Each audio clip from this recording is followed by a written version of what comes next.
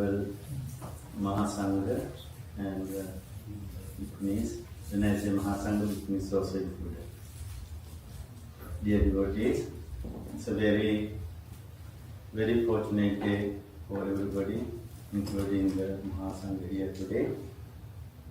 We see we gathering here to listen to this most precious Dhamma talk from Venerable Bambalapitiye Gnanalokthero.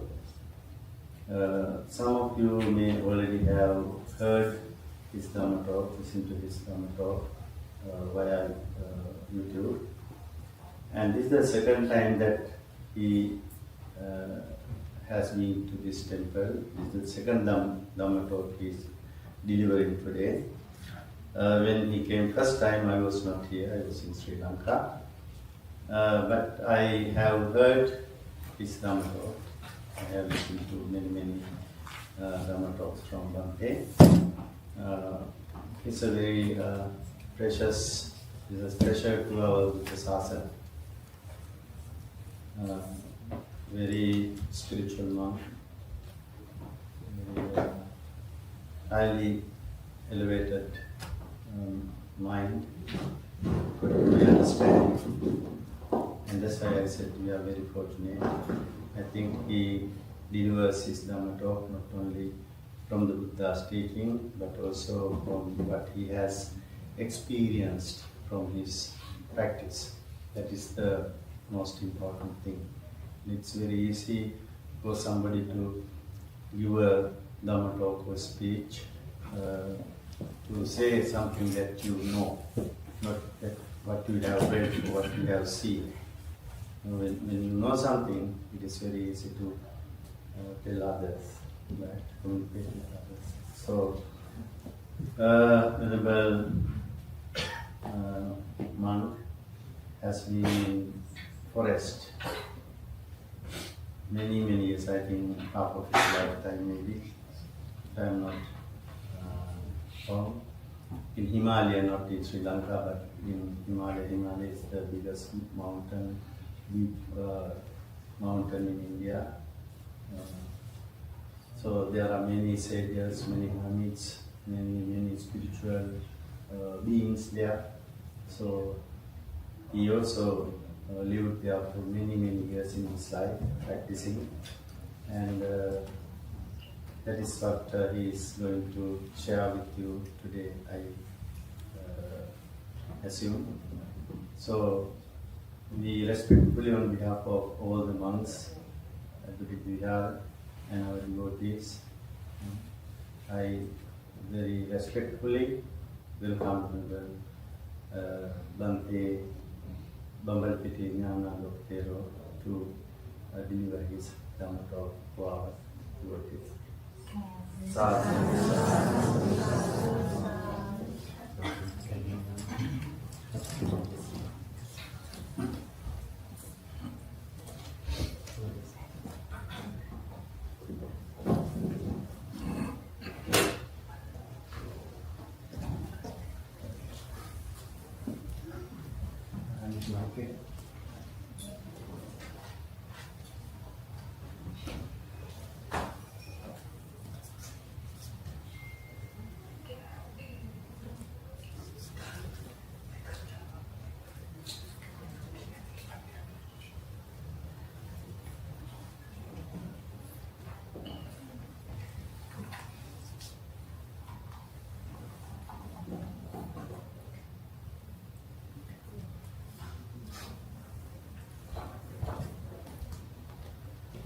First, all blessings to all of you, and first my reverence to the Master, Sambha Sambuddha. I would say our only hope in this existence, and the Dhamma, his teachings, as well as finally his Sangha, Arya Mahasangha, the noble Sangha, was practiced, purified, and my veneration to all the senior Bhantes here, and also my brother monks and friends in the Dhamma.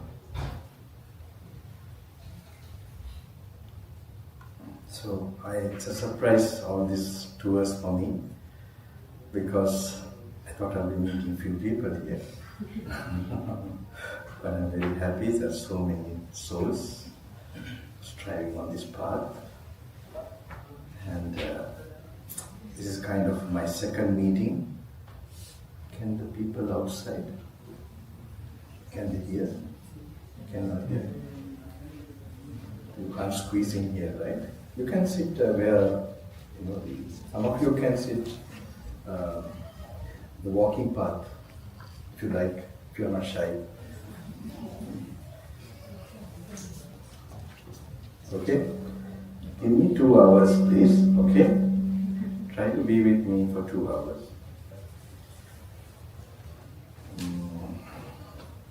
If you can, some of you have to go somewhere, I don't know, your train or something. That help, but give me 2 hours just to be with me, alright? You can take something with you for your future, for your journey, inward journey actually. So, anyway, this is for me an occasion. This is my second trip. First trip was after a near-death experience, 2015 in the Himalayas. We often get this attitude. Actually, the way Bhante explained, I'm not all the time in Himalayas, not all the time in the jungle. Okay, I have quality time in the Himalayas and quality time in the jungle. I would say like that. Okay, that's the truth.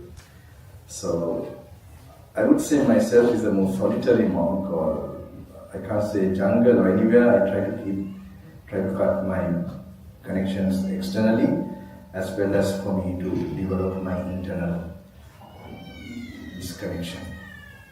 So that's how I live even in Sri Lanka. Here only I'm a little caught with the people who have to take me here and there. I'm helpless. I can't just come out of the flight and then sort of walk to this place. So I would like to share that time when I came, I faced this near-death experience. Because many years back, people invited me to come to States. And that time as a young monk, I told them, when I'm an Arahant, I will come.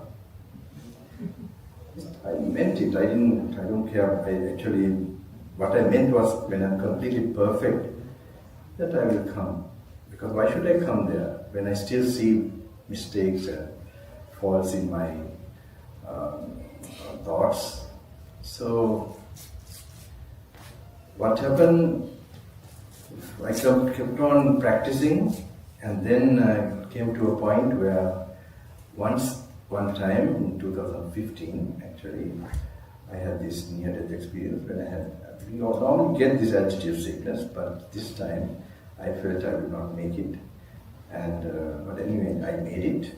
So after that I did, and when I was about to, or someone said that, did you see your body from outside or something? I told them I didn't die that much. But of course I knew that, I was breathless, my body was getting slowly weak, and how long to go on like that? I don't know whether you know that area, Mansarovar Lake. There's a lake, one of the biggest lake in the Himalayas, 98 kilometers circumference. So there, it's like Western Tibet is very rugged, no facilities, no emergency, not even to find a doctor, even just a local doctor.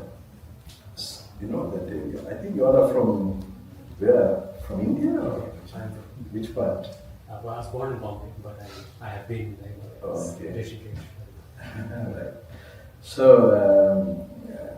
in that this thing I faced. I cut short that part of the story, but anyway, I came to a point where I knew I would not make it. So we have a practice already for long years. I have practiced some things I know for many years. When I was even a young boy, which first inspired me because with my search for what is going on in this world. So I was interested in physics and all other different religions and trying to make a world picture out of it. So I came to some certain, I jump here and there, okay? I think if you have listened to my teachings before, I don't know whether it's a defect or whether it's a... So, anyway, I'll cover one important point. So this, at that time also, I want to make this, so I was interested in physics, especially theory of relativity.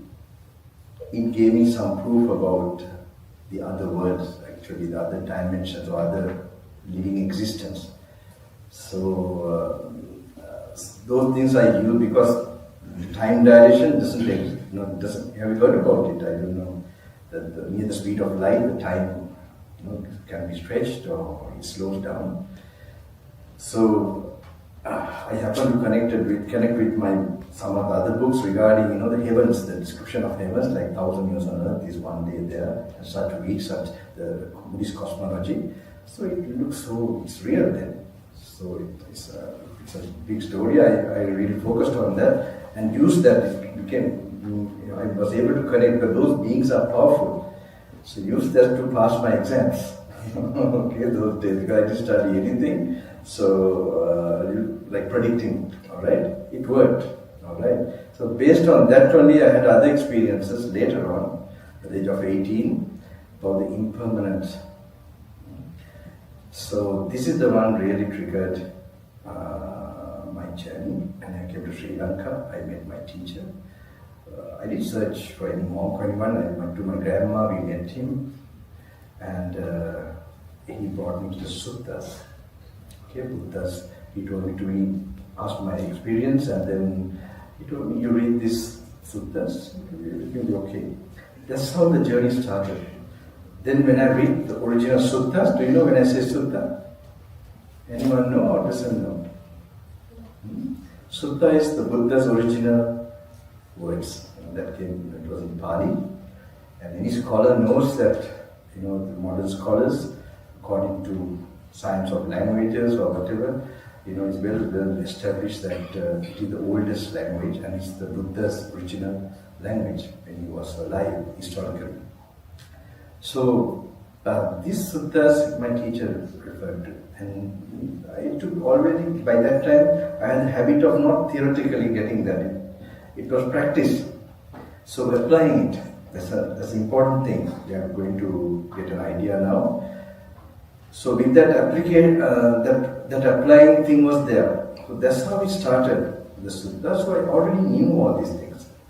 So when I've been practicing, we had some basically experiences when I happened to stay with my teacher finally later on for longer periods in solitude with him. So when I faced this near-death experience at Manasarva, we have this practice. You're already accomplishing that, to look at ourselves from like outside in an objective way as body, feeling, perceptions and so on. Okay, what we are made up of. Okay, we are made up of body, and then we have feeling, perception and so on. It's a part of factors of consciousness. I'm talking about because today in the modern world, still it's a mystery. They're writing a lot of books, a lot of ideas about consciousness. I feel sorry sometimes. It's good, it's okay. But anyway, in the ancient, especially in the Eastern philosophies, it's already established. Consciousness is something separate from the body. Body is used as a means for it to rise. Okay, body can never, consciousness is using body as a means to arise. It cannot arise without a body. So, but it is not in the body. So that's very important. If you try to search that way, to go on. Maybe you have a good project for 5-6 years and you have a good salary and existence in society. Okay, never ending search. So Deepak Chopra is the closest person I know in the Western world who has nice day. Deepak Chopra, anyone know? So explain this, or actually put people into certain familiarity regarding consciousness. Alright, but this is a big topic, alright, because this is coming from ancient Hindu, well-known these things, connected with also karma, how it arises, or the type of consciousness you will get. So anyway, my mind is going from, it's a complicated movie, alright, don't worry about it. So at the near-death experience there, I prepared myself with this, observing myself. Before that, another thought came. I couldn't give enough to the people, and can't help it now. Next life, I will do it. So it's kind of a regret, and anyway, I then overcome this. It's a long story how I managed to survive. Anyway, then I realized I have overdone this practice. I should have shared something on the way. So that's what made me, without being fully enlightened, to come and try and teach others. That's the one that gave me the, the impulse. Then it worked out in 2017. And there also I touched a little, I don't know whether how many of you were there, even in another place, I can't remember, the program Sacramento, maybe, I don't know. Anyway, did you come? Did you all come? No, the one behind. Anyway, 7 years back, so then I gave. Also I gave in a very fast way, generally about what will block your path. Because my path is not like just getting some knowledge, how to make it a personal experience in you. So it's good to meet me or to have a connection or to have this exposure if you really want to experience this. What are the blessings of that? Some people ask me when they're going over this forest and especially it's a Sri Lankan question, right? They ask, what stage of enlightenment you have reached? Okay, I think the more Western, they are more, I would say, courteous and I think respectful not to ask this question. So in actually this kind of enlightenment thing, of course, my teacher has told us already what to do. We should not even tell to ourselves, even if we get some clarity or something. This is not something, we should continue our practice. We should just learn to continue our practice. And if we get some clarity, we could call it clarity. If we get some peace, we will not call it Dhyana. We got Samadhi, or we felt a good meditation. Not even Samadhi. Alright? This is the best way, a healthy way. So our teachers, they guided us those days. So if I stop, I will lose the flow. Okay. Yeah, this happens to me very often.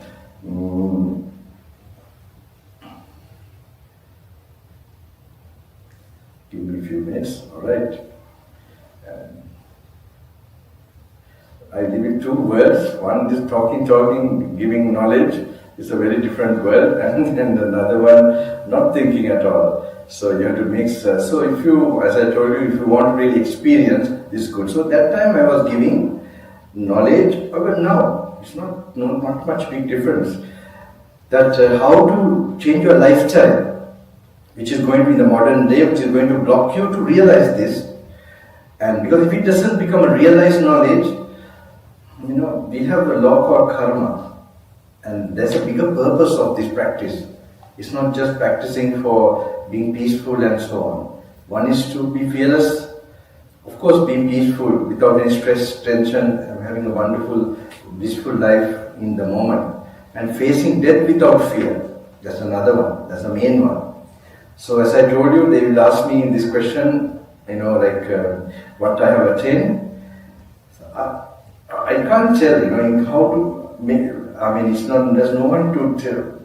Even though today there's so many telling they have done this and that, and it's not my way of this thing. I can tell, if I look back to my own practice, I would say, whatever I have done, these practices, I can face death, better. If I can practice more, I'm sure I can, really. So if someone comes to kill me, I think it's the best thing I have done.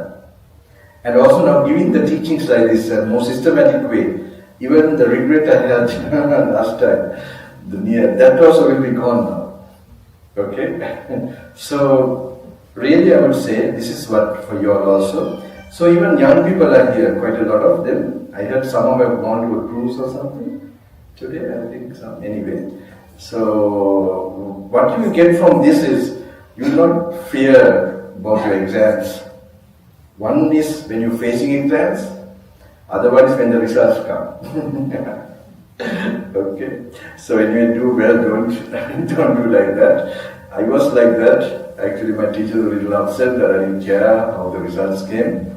But these fears will go away because you will be mentally strong, mentally stable, and so on. So this is then this is one occasion. Then this time I happened to come again. It is an extension of that. It's 2 years back. Corona, everything happened, and 2 years ago another experience came to me in a very interesting way. I have this connection with this, some karma with Hindu yogis who have developed samadhi. Samadhi, there's some karma I have, I think, in my previous lives. So they happen to be around me, even, so it doesn't matter, I like them because that helps me to keep myself pure and also keep my sila. That has definitely helped, those connections or those habits. So, and definitely if I use for the Dhamma, it can be very useful. So this kind of connection, this kind of meeting happened 2 years back. This was, now even in India, even in other parts of the world, people are losing faith in the power of monks. Understand? They are having, they don't feel inspired actually. Materialism has taken over so much. And also other powers like, maybe wealth, maybe some status, that's what even ourselves also have gone behind. Not the spiritual power, not the mental power, spiritual power, mystical power mainly. So in India also it's like that. We call them Babas, Baba means like a monk or sadhu, an ascetic. There are these different types of ascetics in India. India is like a vast land of different types of traditions. So these people also around recently, time to time, even in the midst of all this, there will be some rising with some, giving the inspiration again as if it's the time of the olden times. So such persons, one person, actually one of my assistants, he, Kapakar, who is the oldest assistant to help me in India, he told me, Swami, Bante, there is one, this Baba, you should go and meet. The reason is, my assistant, he always, he's an Indian person, Hindu, okay, who is to help me dealing with money. So he always wanted me with my meditation, his dream, that I do some magic. Okay, he's like a different type of person. So this particular monk, according to him, he's doing some kind of magic. Magic means he will tell your personal details and everything, like he will call lakhs of people with different problems, a lot of compassion, and he has like a board. Okay, I hope you are not guess who he is, okay? Because today YouTube is so much. This board thing can give you a big clue to find out. Anyway,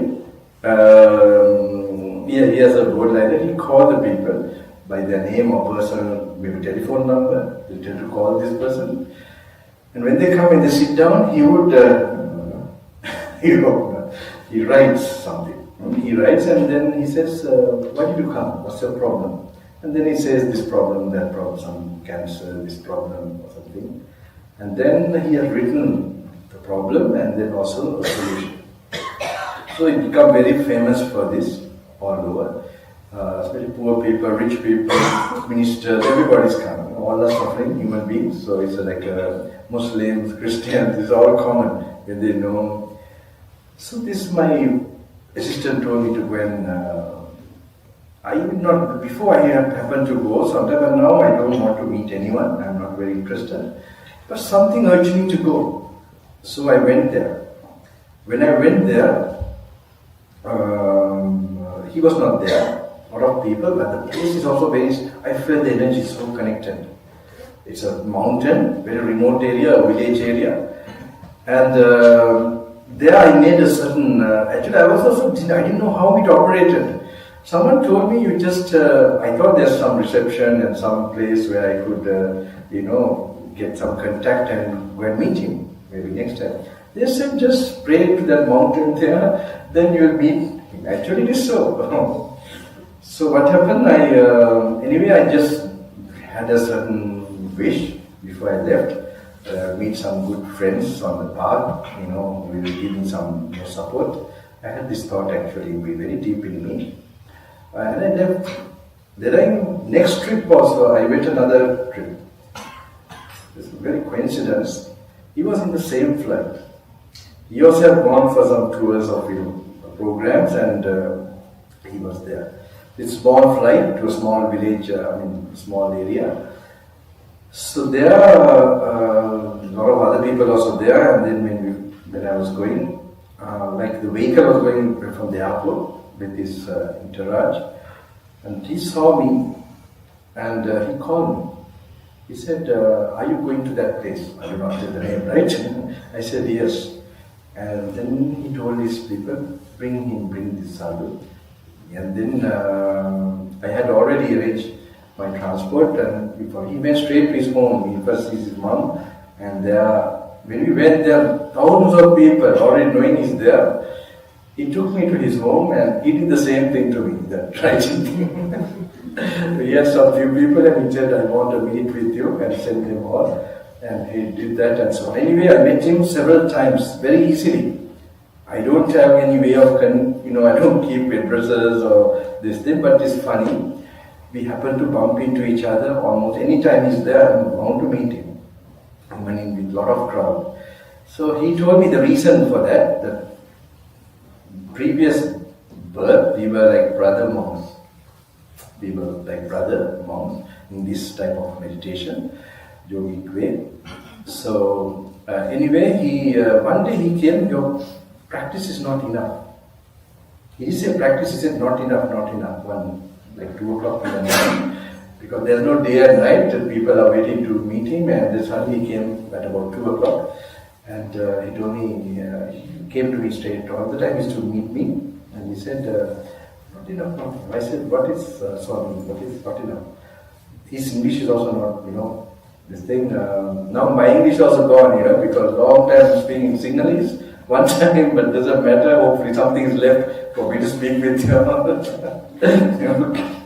Because for the Sri Lankan crowd, long time, anyway, that's my karma to meet certain group of people. So later he said, I will explain, and then when we went to his private thing, he told me, we expect you can do more meditation, you can do more power, more practice. That's why not that you're not enough, but we want to encourage you. That's why we told like that. So then I went back. Something? In my life, like when I became a monk, I happened to live a tough life. Not by force, by choice. Okay, I like the ascetic way. My teacher was so, and we also, felt so inclined to his way. So when I became a monk, it's like walking and one arms round, and like miles and miles, thousand sometimes I have gone through LTT and those days. So anyway, this life, getting wet, getting dry, so I have to deal with some tough brother monks. Okay, tough means maybe my karma initially. So I was a young monk, my teacher gave me all this thing to do things, and they didn't want to listen to me. So I had to take them on a commando journey. So then they felt some respect. So anyway, those days it was very interesting. And there I had to use more samadhi, to tell you honestly. So there are 2 types of meditation, mainly samadhi. When I say samadhi, concentration meditation, and the other one is analyzing. Okay, wisdom meditation, I would call it.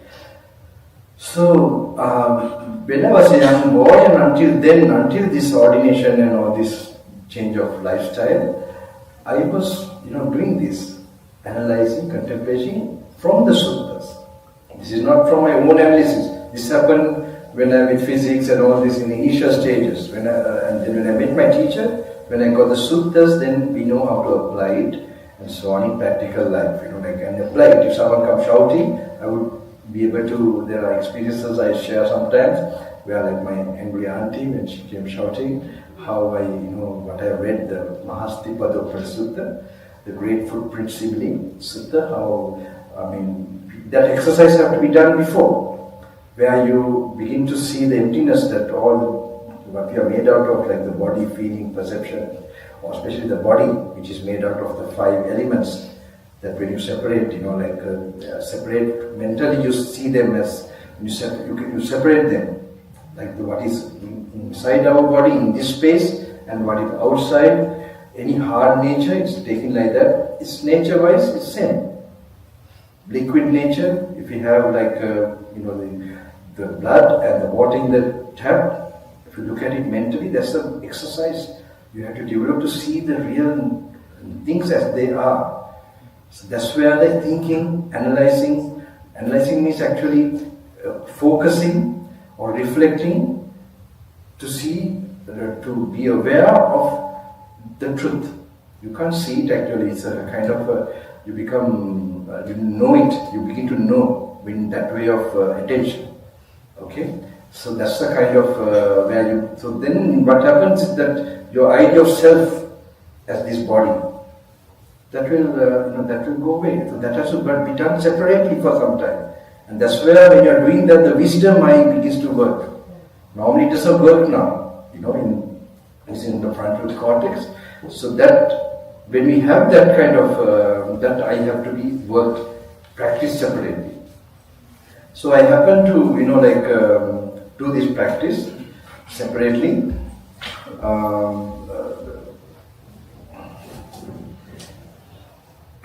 I've been telling you a lot if I stop. So there are these 2 types of meditation separately, and it's very important. So this practice I happen to neglect, alright, as a young boy. So when somebody shouted also those days, I remember we used to be able to apply. It's not that just pretending, it's that you have this clarity so much, or you are focused with that Dhamma, that becomes just a sound and not you. So then, if you have that level of this thing, you are not making new karma. Whether it's your husband or wife, there are people telling me, when the husband scolded, they were able to apply like that. So actually people will stop scolding you, because when they don't see an inner reaction, so this has to be practically done. Alright, it's not just, so this is not really full clarity.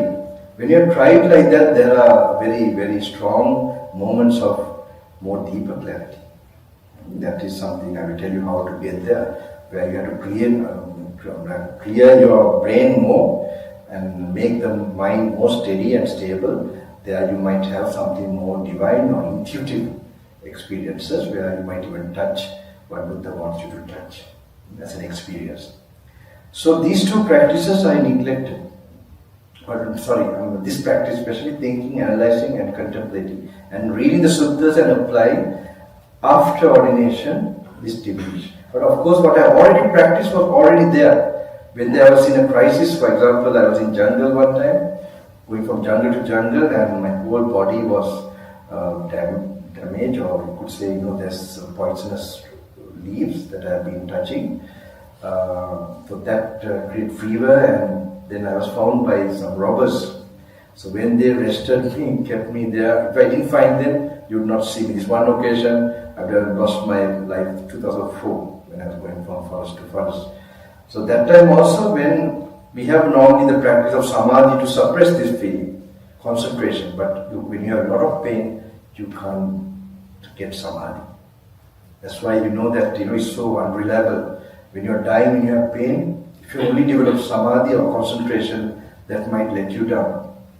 But if you have practiced analyzing, contemplating, you can face the pain itself and analyze, contemplate. Okay? So that's practice I did in the forest at that time. When they looked after me, I wanted to make my mind peaceful. And at that time, I used actually Anatta Lakkhana Sutta, the No Self Sutta, to observe myself and then keep myself at peace. Alright? So then after, as a monk, when I went on like this, it's a narration and some teaching, okay? So then the samadhi increased more and not the wisdom, alright? the reading of the suttas also became less and less. So then when this yogi told me not enough, I did the same. I did more samadhi again. Little bit I tried to do, because I take the books to Himalayas even before, like Samyutta Nikaya and all this. So I knew what to do, what to read. But 1 page, 2 page, I happened to go to samadhi again. Because it makes you wait for 1 hour, 2 hours, 3 hours, 5th time. So then finally, I brought this, then when this yogi told me, I went and practiced more. And again, only 1 page, 2 page, maybe I read. I went back again. And like far away, he saw me, and like I thought it's like X-ray or something. I asked him, how is my practice? So he looked at me, and first he asked me, when did I come? And then I said, in the morning. And I asked, how is my practice? He looked at me and said something. I knew it's not, because, and he said, I will explain to you in the room, in the night. You meet me there. So before, that time when it was 50% only I practiced, according to them. Okay, according to their divine eye, whatever they see within our, like the type of positive energy or positive kusala karma or kusala thing, how much we have developed, you only saw still 50%. So before that also, it only 50%. And this time again, nothing, no development. I was wondering, I have done this so much. Then in the night when he met, he told me, your samadhi is good, and but you are analyzing meditation. He did say analyzing, but he said, know me meditation. Know me meditation is not enough. Then I understood immediately. Know me meditation means anatta, no self. Okay, and it comes from, so he would have known I have developed this practice, this particular thing, and it's not been, developed, or it's not been practiced enough. And then he told me, this is the highest meditation. If you practice this, he said, he encouraged me, we'll have to search for you. Like that, he really encouraged me at that time. This was 2 years ago, 2023. And then what happened, I knew this I must really stop this samadhi thing. I must, now really force myself. Then I went in Sri Lanka to one jungle.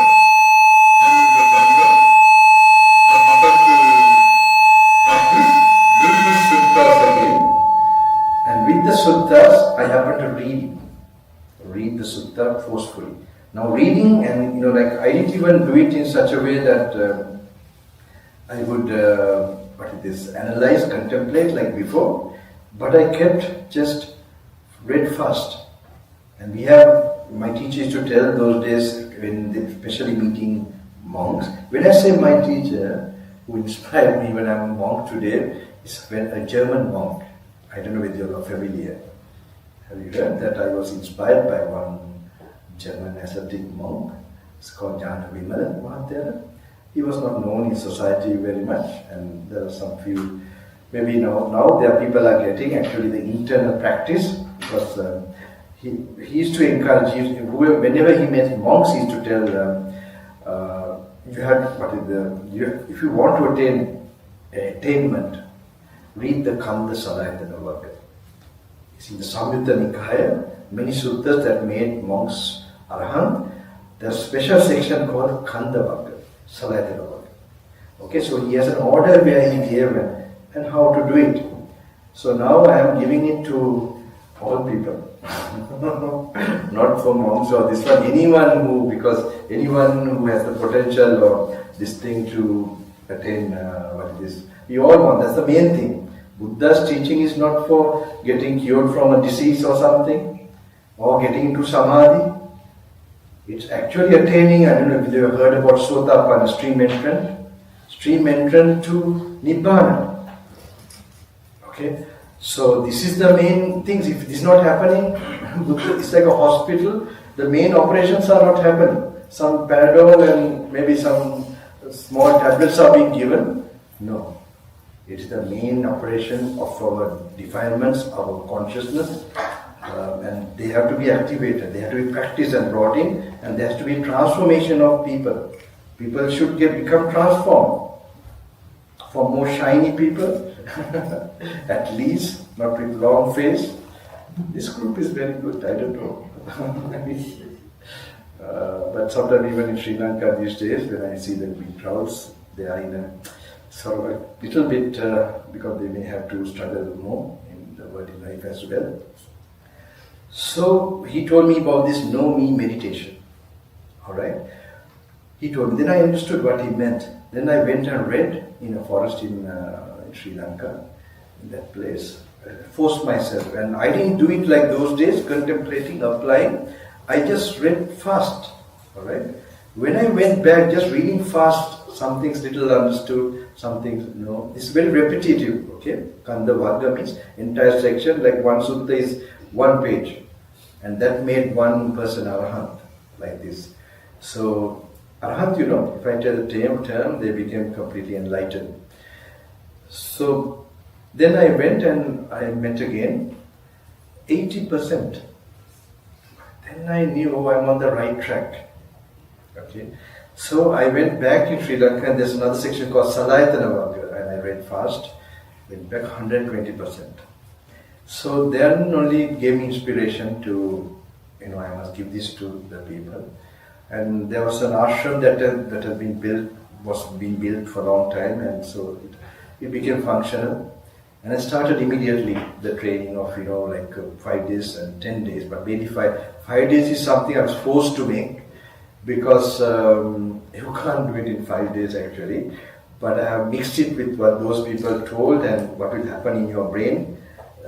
According to my belief in what they are telling is true, okay, that you will be definitely going out of the retreat. Again, I'll be promoting the retreat now, okay? So please, can't help it, I'm in that kind of mission now, alright?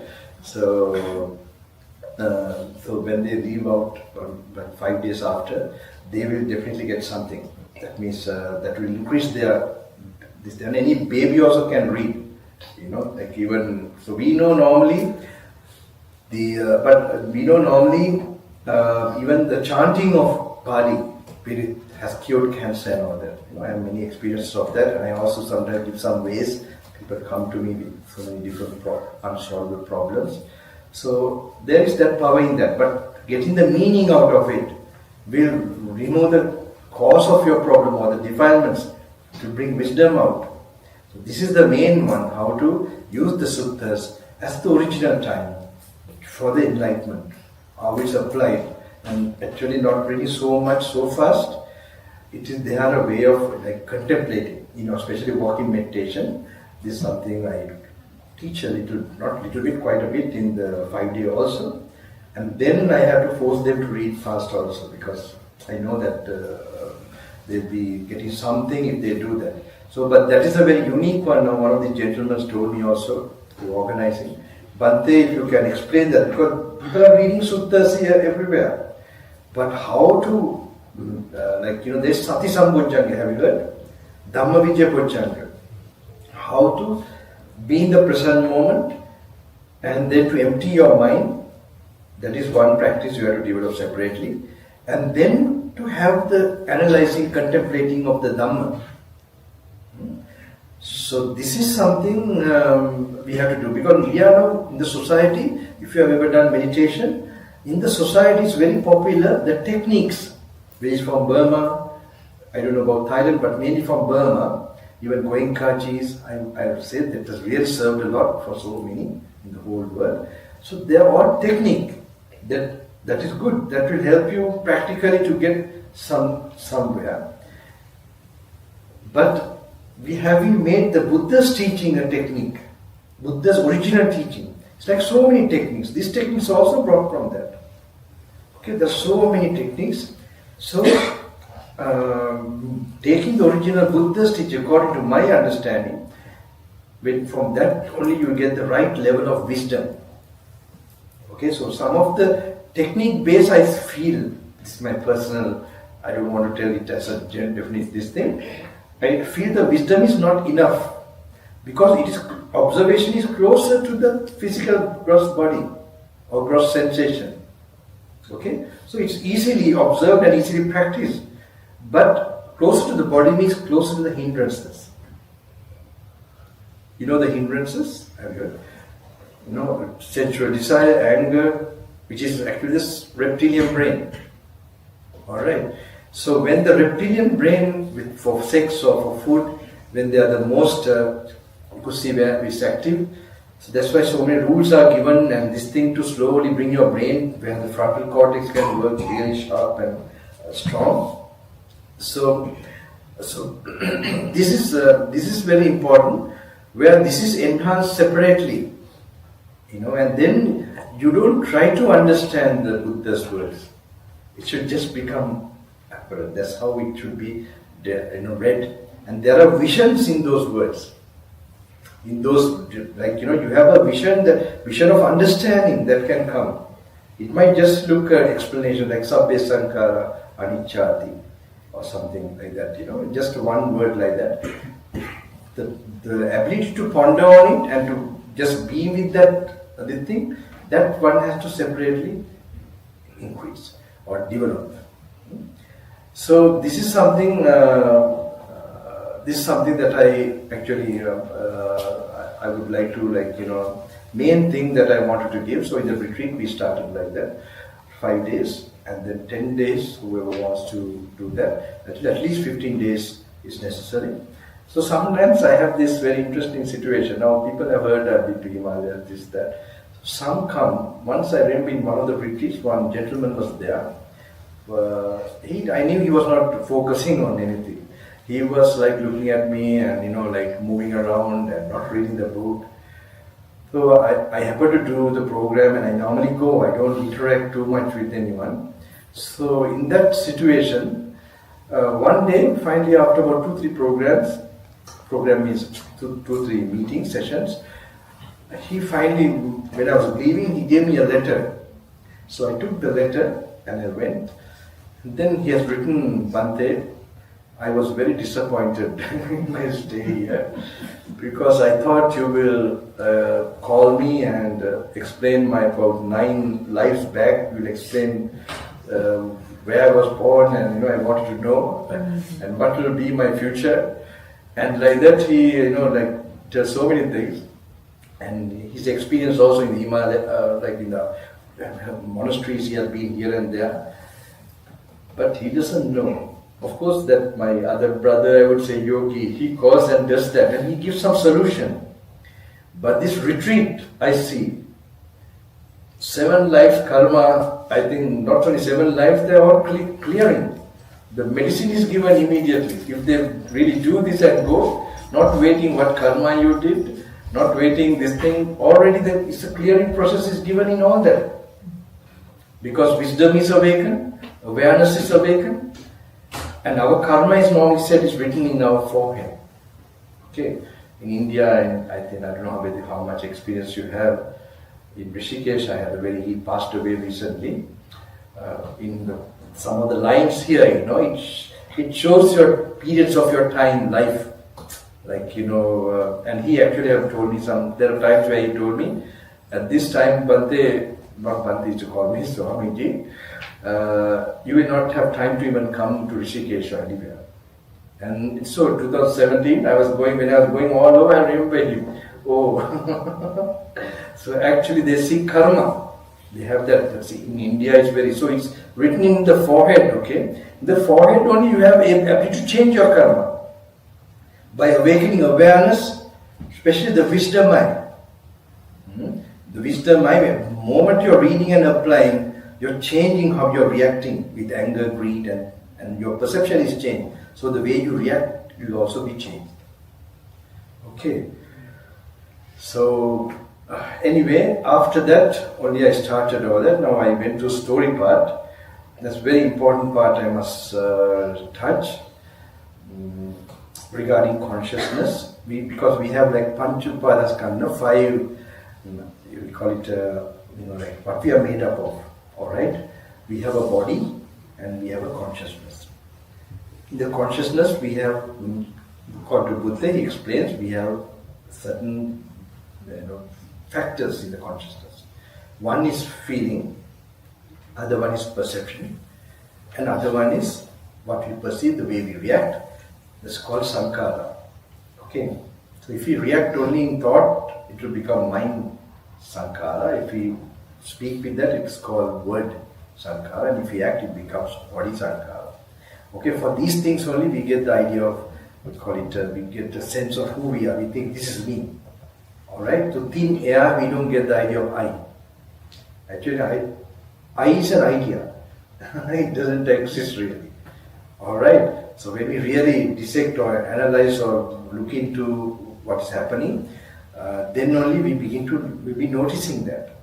Alright, that's where self-realization comes, because to know there's no self is that realization. Okay, so anyway, before that I must tell you all, before I explain this part, even about karma you must be aware of it. How many of you think there's law of karma? How many of you think there's no law of karma? Or who are not sure? Not sure. You see, some of you seem to answer all three.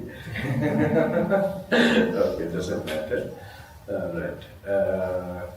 So, if anyone doesn't believe, I don't tell anyone to believe this also, But without making research and more thorough, because I know many who are in the Western world, actually I think most of you all are here, I feel are who have lost strong karma from the previous lives, even in this part of the world, to be drawn to Buddhism, drawn to Buddha's teaching. There's a big, more stronger than the ones who are locally or in Sri Lanka or Thailand, practically. Because there's that, like my teacher, for example, he was from Germany, and though his body was from Germany, he had that driving force towards, and he really did the practice to the end of his life.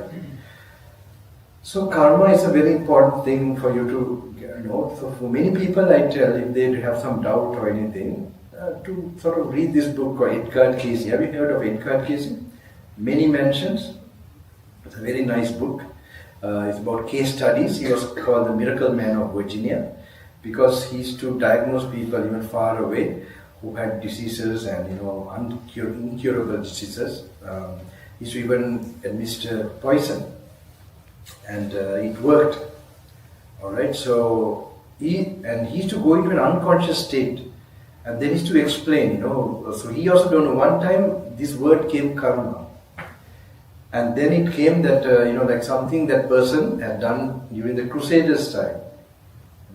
That how this is happening right now. Even very interesting. I won so many case studies. There are some of my hedonistic classmates who have read this book and they just got a thought, I must become a monk. They were very bad classmates actually, partying all the time. But for some reason they happened to get hold of this book, at least the thought. But I think they messed up too much with their life, that even they wish like that is not easy. They are not karma, that's another problem. So they try to escape, but friends and other things will come back and take them in the other direction. So, in this one story I remember, just in New York or somewhere, there's one lady who she was very spiritual, as well as the way she earned her living was by showing her, for advertisements, her beautiful hand. And for ornaments and all that for advertisement, jewelry.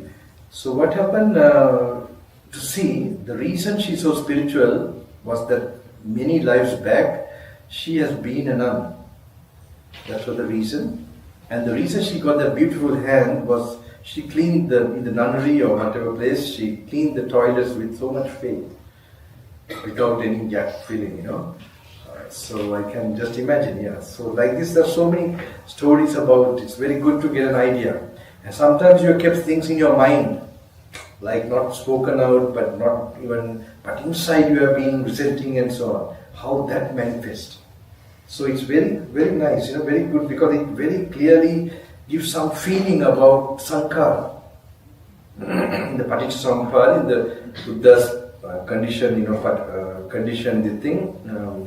links, the karma is you can get a picture very more tangible way, or more vivid or more clear way.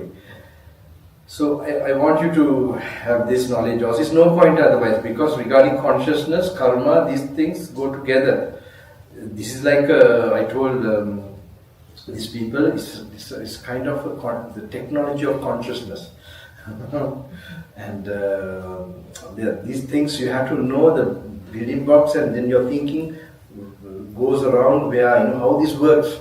So consciousness and the rebirth also is connected. Consciousness is the way you can explain rebirth, as well as how the karma also explains rebirth. Alright? And so before I go to these other topics, I want to tell you now to realize this truth as a personal experience. You have to improve your intuitive ability. That means you have to clear your mind.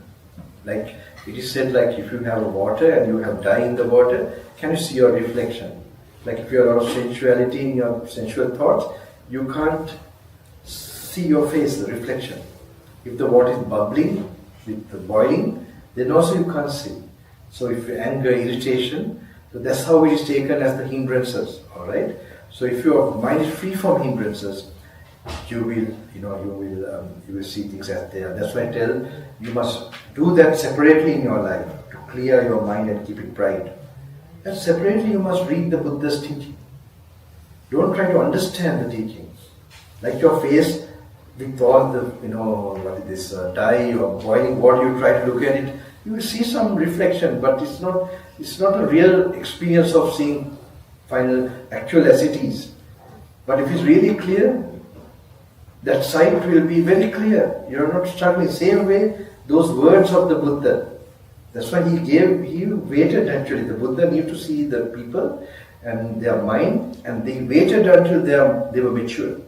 Then only he revealed some of these teachings. Then immediately, so we don't have like that, but at least we have those teachings where it can happen to us if we properly keep on patiently applying those things for some time. Okay? So before I want to give you an idea, I normally tell people should,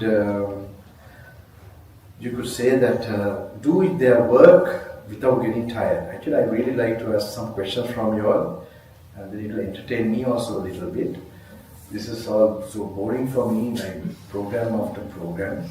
Let me try to quickly finish this, okay? And then we go for some questions. I want to.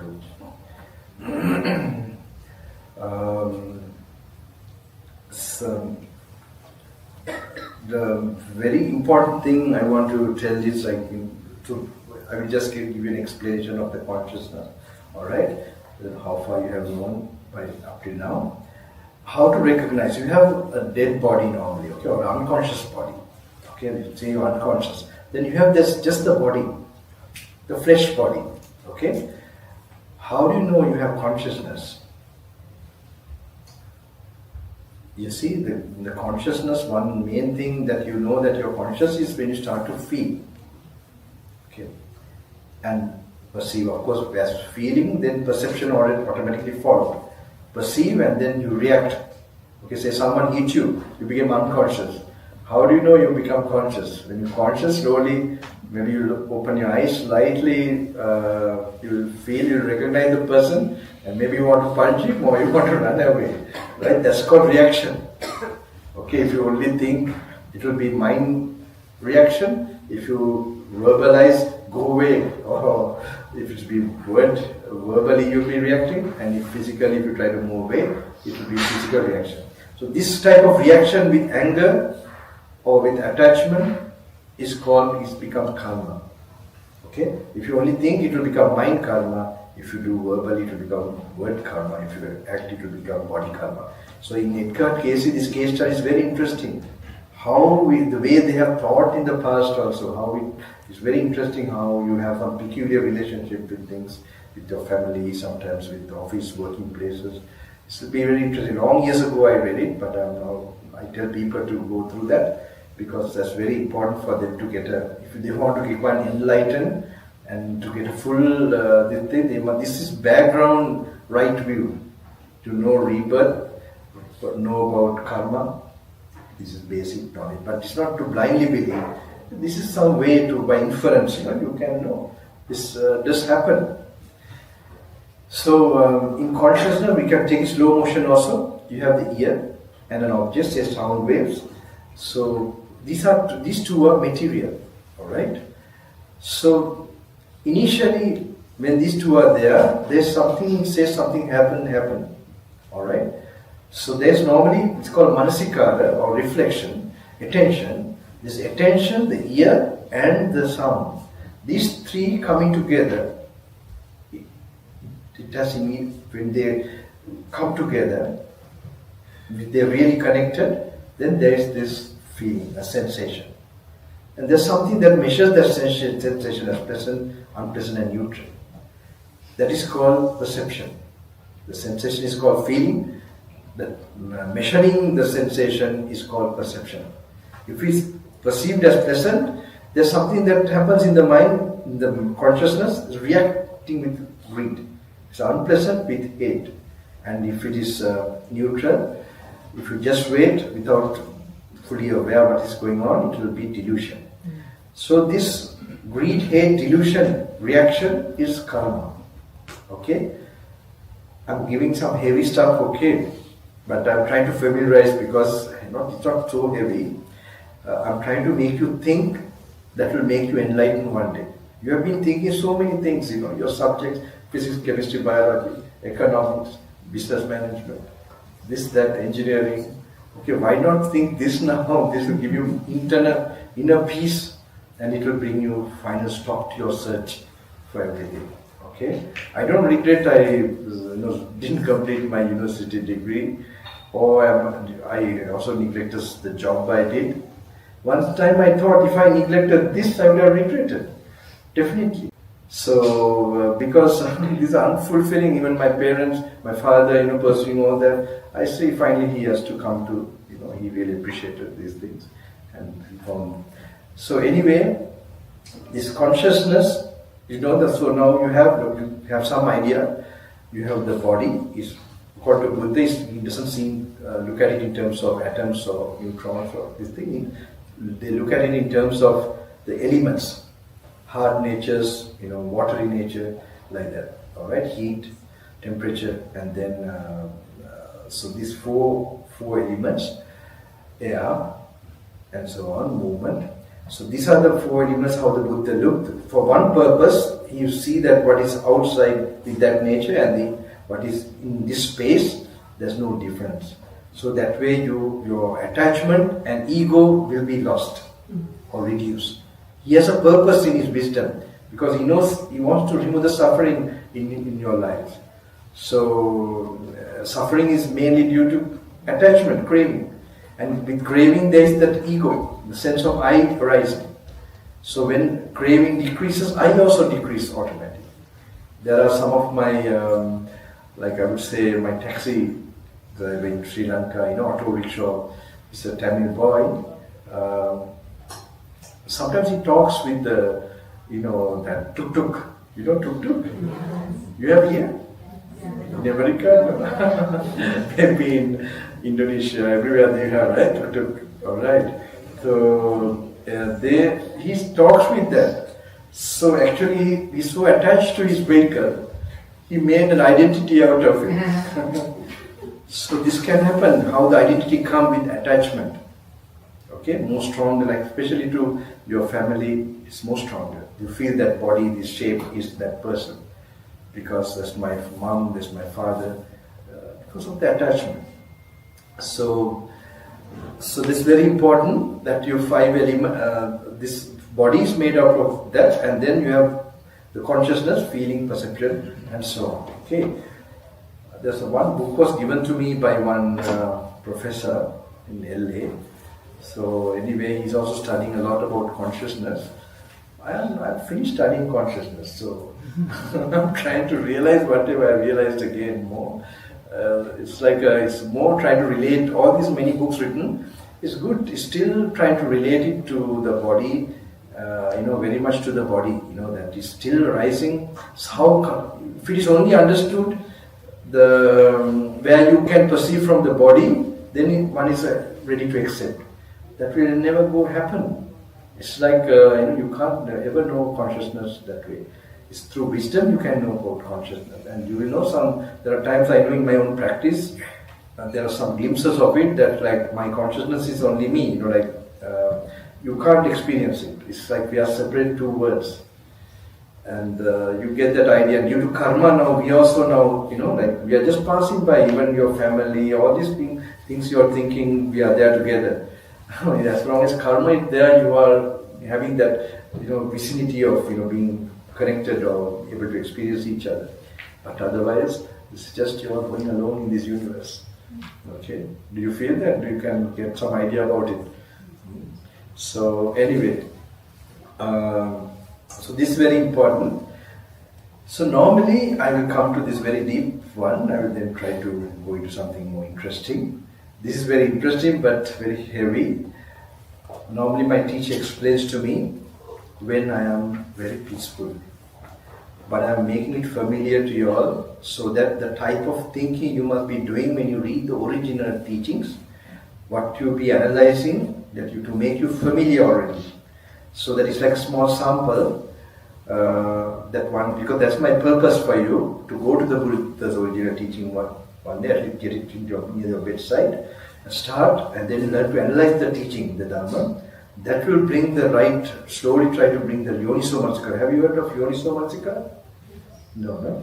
That's the main factor that will make you a stream entrant or glimpse Nibbana. Okay? That's Yoniso means from the source you learn to intuitively. You learn to analyze, contemplate. Okay? So from the source of things, what is the original cause of things, like that you learn that type of analysis, very unique, which makes you to get that intuitive vision or experience of the phenomena of life, where it will make you experience what Buddha wants you to, Nibbana. Alright?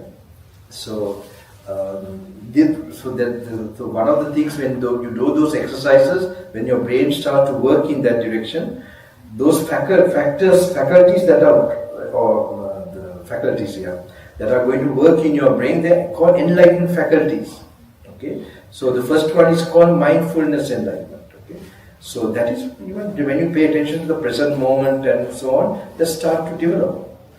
And then the other one is Dhamma Vijaya Pochchanga. That's the very important one. It's called then analyzing the Dhamma. That is where now I'm going to explain something, how, when you think like that, you're beginning to analyze the Dhamma.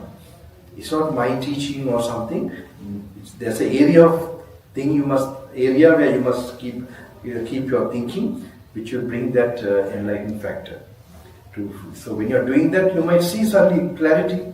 There you might become enlightened. That's what we must get to.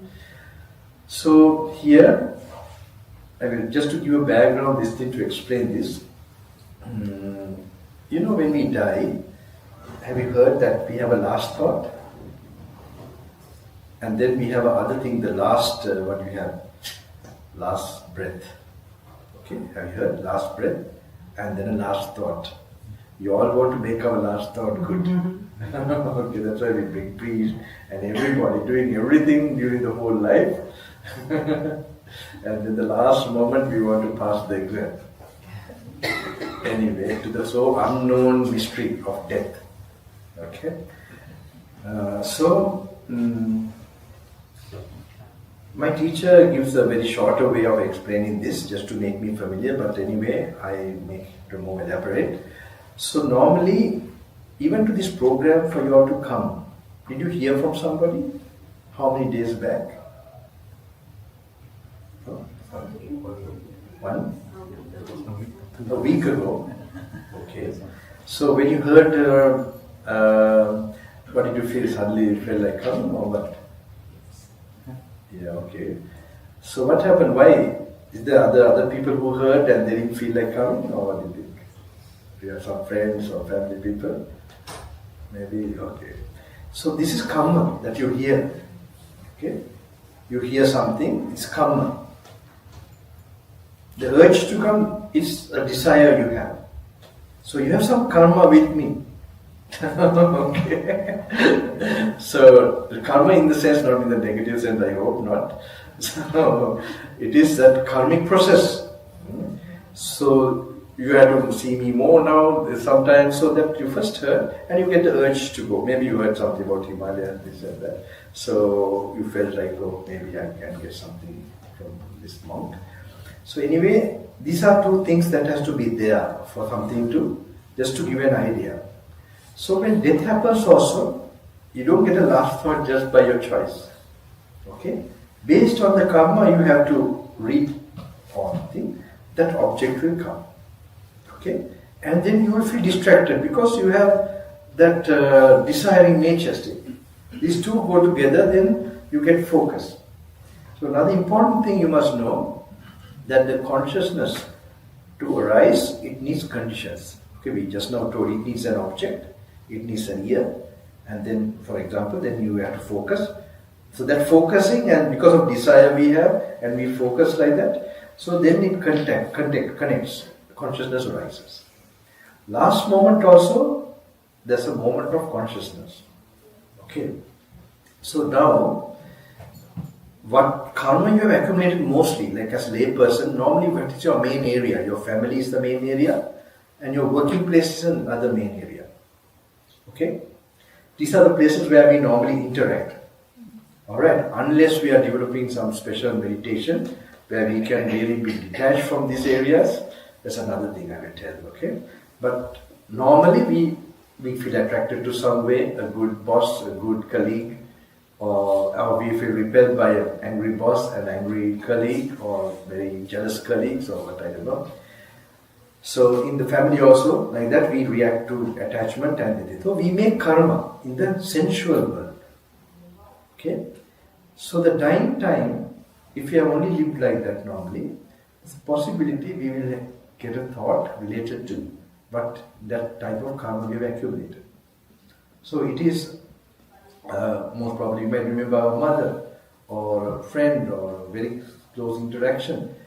That becomes an object for consciousness to arise. Okay? Because there's this thing and then the karma, and then karma means we still have nature to react. So with this present, we react, that means attention, then the conditions are there for consciousness, so consciousness will arise.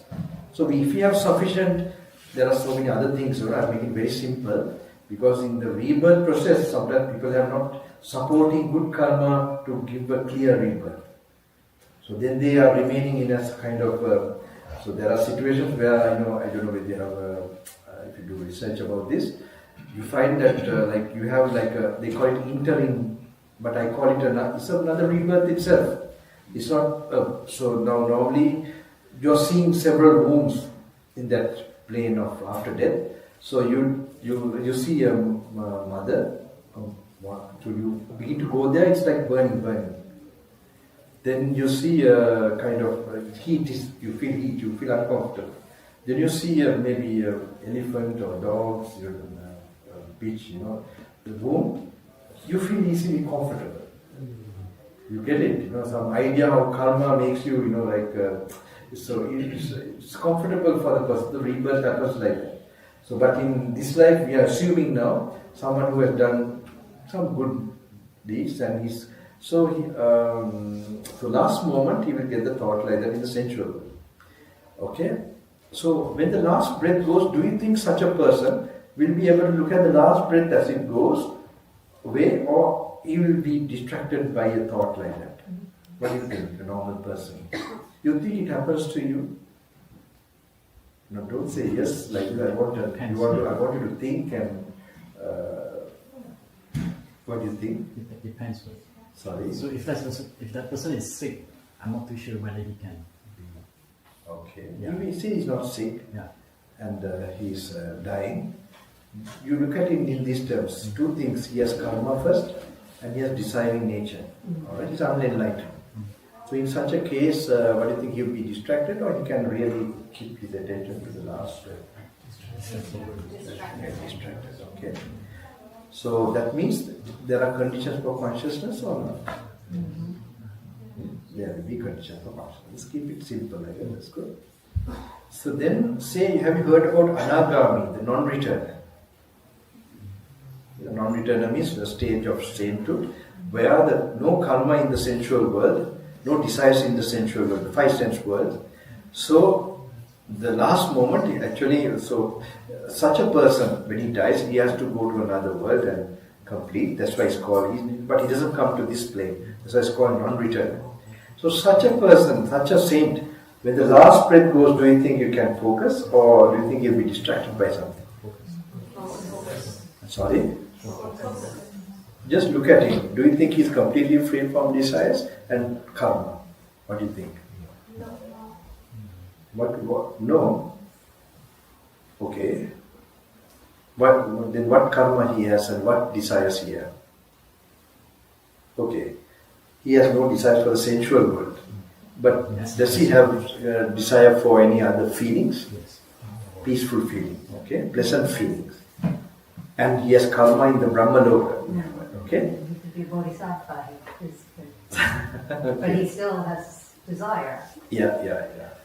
So, but the rebirth process, just to have an idea how it happens, so he has, how the consciousness works, just to have an idea, he has desire for feelings, still, peaceful feeling, and he has karma in that direction, so he gets distracted. So what happened? He's distracted to a feeling means the conditions for consciousness is there or not? And consciousness will arise, right? So think of the fully enlightened being who has no desires for anything whatsoever. Okay? Just think it happens to you. And when the last breath is going, you have no karma, no desires whatsoever. Will you be able to keep to the last breath? Just imagine if you just kept like that. Will there be conditions for consciousness? And my teacher is to warn me, after he explains this, is deep. And I also warn you, is deep. Okay? It can be realized. So this thinking, this how it works, the conditioned nature.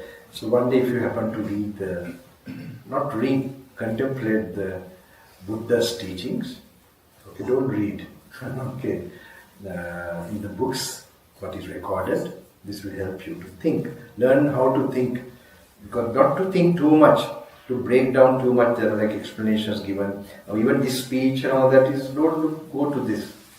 I'm telling you, you go directly to the Buddha's teaching. Okay, there you learn. Initially it's difficult because it doesn't digest.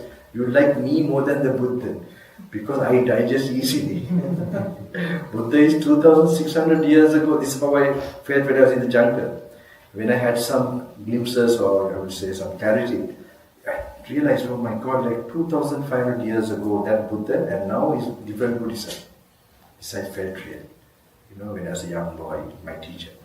Then I knew we need to be brainwashed, from all this conditioning of ideas and all that, to originally touch that wisdom. Okay? So this is actual experience of my own life as a young yogi. I didn't know I'd go so fast now to become an old man. But in that time, it's so very clear in my mind. So I hope...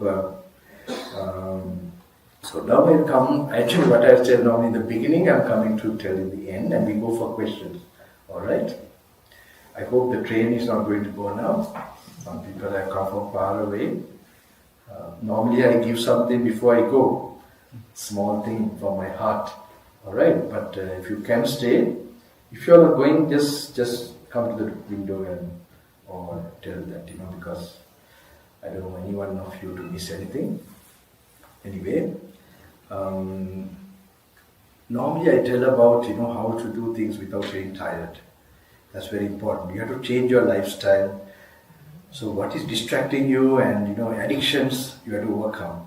It's no point all this talk and all this listening, all this reading or coming if you don't change your life, because my purpose is also that you all become enlightened.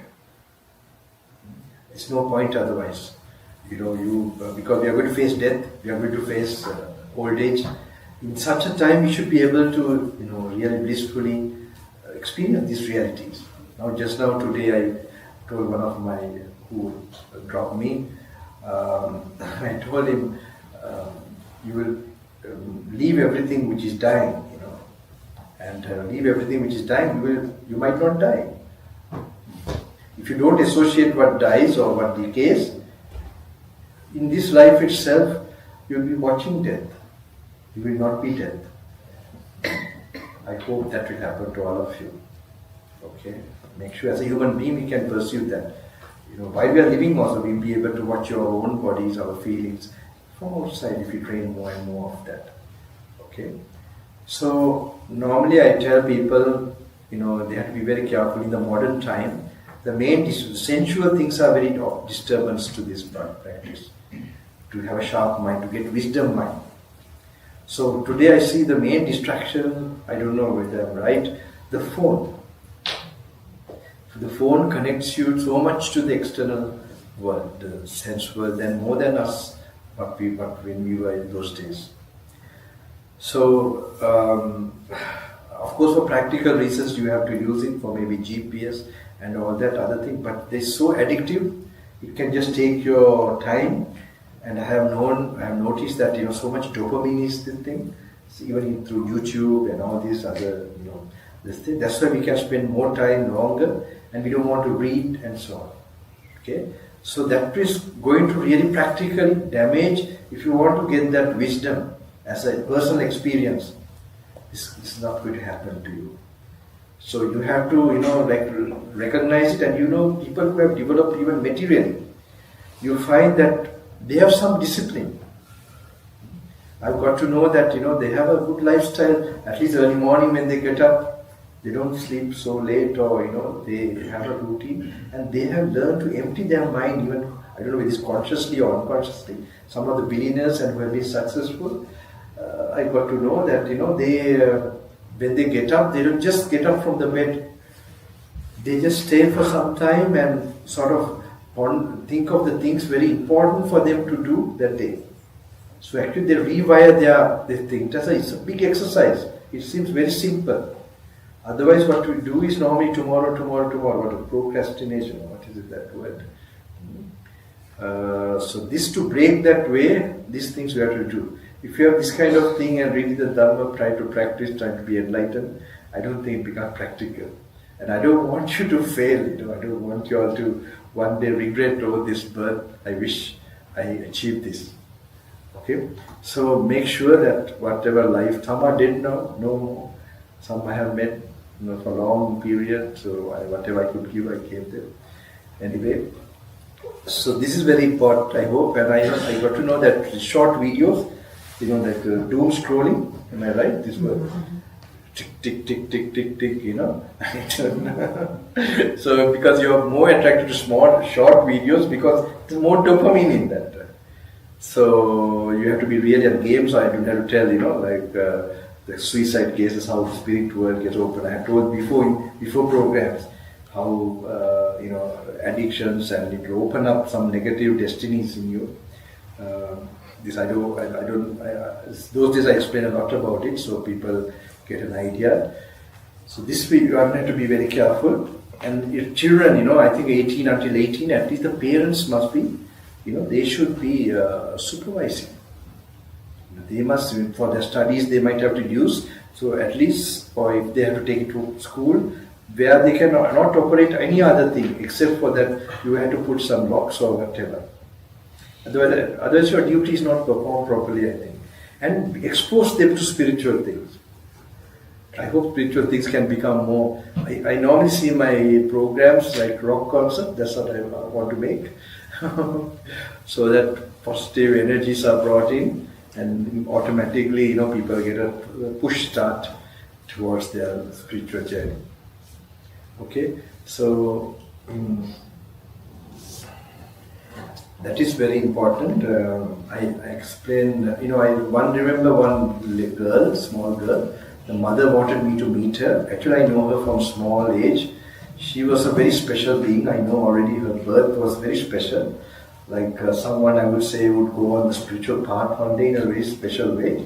But even such people, such small children, they have their dark times, dark periods. So she had such a time, and the mother wanted me to meet her.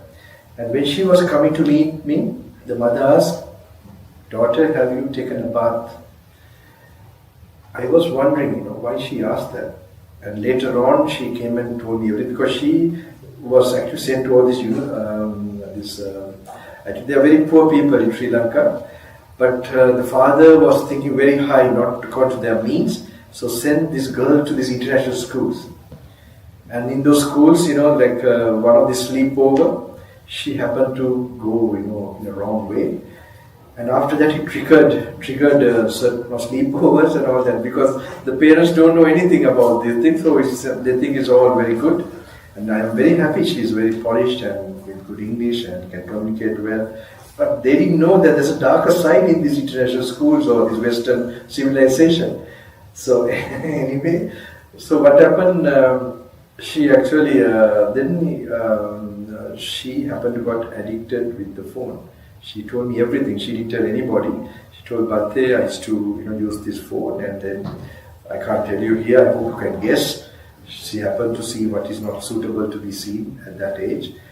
And then recently, she was getting a smell around her of poo or feces.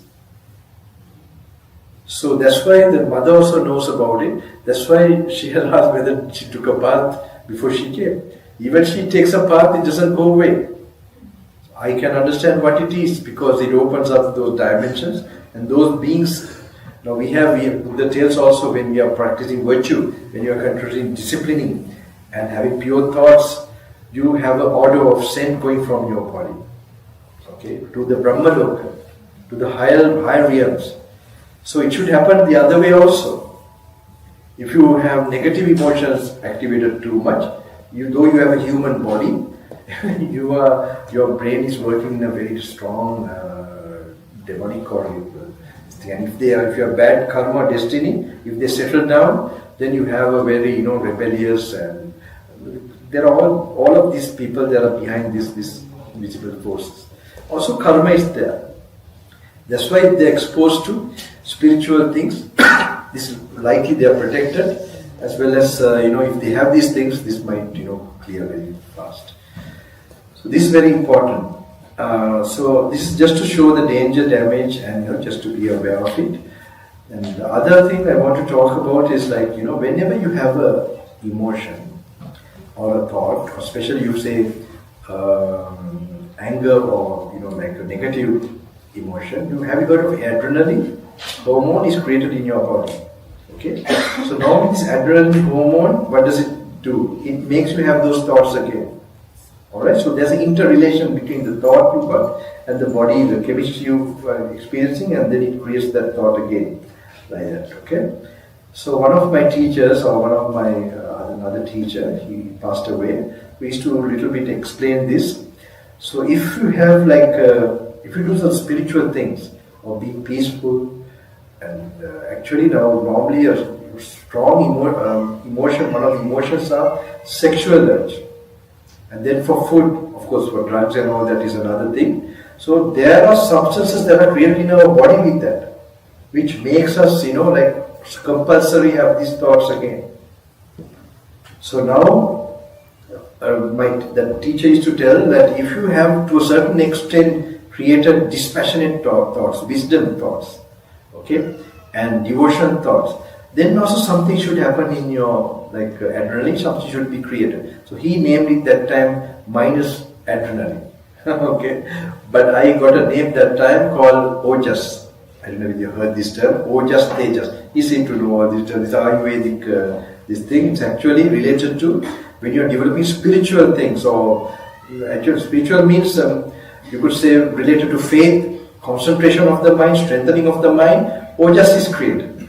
That's also something that goes to your brain, travels towards the brain and opens up areas of the brain which were not open before, and then get deposited, and then they create those good thoughts, positive thoughts, energetic thoughts in you. So later on it becomes easier and your body begins to change, and wisdom, especially when you're reading and contemplating, one very specific thing is created. I don't know if you know about Tejas, more potent than Ojas.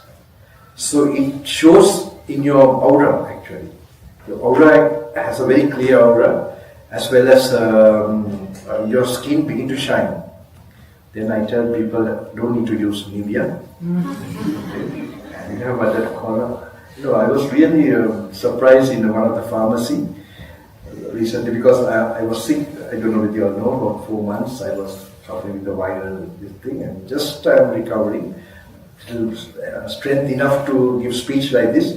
Then only I came here. Don't worry, the virus is gone. Okay. So what happened?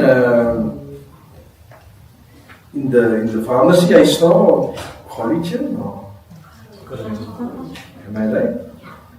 I saw that it shines the skin, strengthens the nails, hair.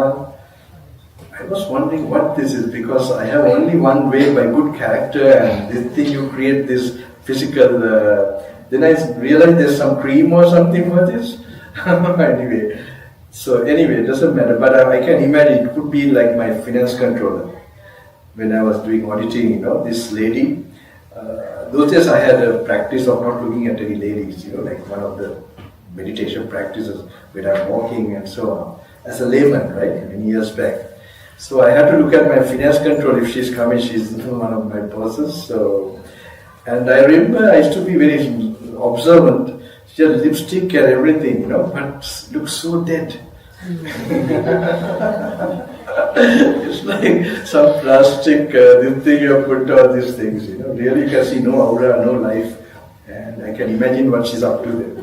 So those days I used to notice these things. So I'm just trying to tell you all, good character, it will create shining skin. So I normally when ojas goes too much, a lot, it creates a shine in your cheeks and forehead. So don't lose that shine. You may have black skin, white skin, brown skin, whatever, but you have that charming, attraction. So that comes with character. You must, even how much you take bath or whatever you do, it won't clear like that. So, but if you build up, so you have baby skin also. Okay? I'm telling you some now. I'm sure there will be critics telling Bhante is, promoting cosmetics. So baby skin means soft skin. You don't look like a rough person. You understand? You do rough things, you become rough. Some exceptions are there. They are looking smooth people who are doing great crime. But generally I'm talking about. Okay, generally to encourage you all to be more beautiful. All right. So, but if you do like that, that's very important to remove all your addictions and be careful. And daily when you start, early morning you must have a routine where you make yourself empty with compassion meditation, or and with that, or anapanasati. And when you go out, you must know a main meditation is called Indriya Samvara, where you don't look at the details. Okay, you're careful what the inputs you go put through your senses. That will reduce your monkey mind. Alright? And when you're driving, to feel the seat. This is mindfulness parts you have to develop. And feel the steering wheel. If you really do these things, and improve those attention, that means you learn to bring your attention to the moment more. Okay? Then the stress mind will definitely reduce, and you will have a wonderful time living. Peace will start to enter your mind in your activities. Alright? So I think this is not because you're busy or this thing. You're not mastering these practices. So you live a wholesome life, in this life. So the other side is you will not feel tired when you're working. That means mentally you are able to keep it in the present moment and so on, and not unnecessarily stimulate where anger, greed and all these other these things will come if you keep your senses too much, open, unnecessary. So what you need, just to perform your duty, you learn to look, like if you're crossing, you learn to see the vehicles, but you don't see who is inside the vehicle. Alright? Like this example. This is a very big sila. It's called, she said monks practice, actually it's called Kotyak Samvara, means infinity number of sila monks supposed to practice. It's this, the senses, they don't look at details actually. Now I can look at you fully, I see your details. I look at you from a side like, no details. It's just an example. So this, as a yogi, because this will help you, that is one practice. The other one is present moment awareness. That is when you're walking, just pay attention to just the ground, what you're immediately seeing. Don't do too much thinking to things, what you're going to do after some time. Your mind will run because you're not trained to do like that. So you remind again to just look at the simple things. It will go again, just remind again. Then you will get the art, you are properly, that will help you to have peace and your mind will not feel tired. Okay, and you will perform well when you come to the actual thing next to be done. Your faculties will be sharper to do things. Okay? That is important, you must develop if you want to. And then read these books. In the morning, the metta meditation and anapanasati, then reading. Just put an analyzing meditation into it. So that maybe an angry boss or angry other something happens and you apply and see what you have seen from that. You go for the questions, okay? Otherwise, anyone in question? I'm sorry, there are none here. One of them. Did I come to your place first? I don't know. Yes, but we did that before. Which one? I stayed in that kuti or did I visit just for a few hours? Yes, I visited for a few hours at Dhammaderini Monastery and then you went to Aranyabodhi Hermitage. One night I stayed? One night in the kuti Okay. there, yes. I met you at that time, but If you remove your thing, I recognize. Oh, I recognize. I had hair and I was wearing white. Okay, okay, good. You look great, in this part of the world.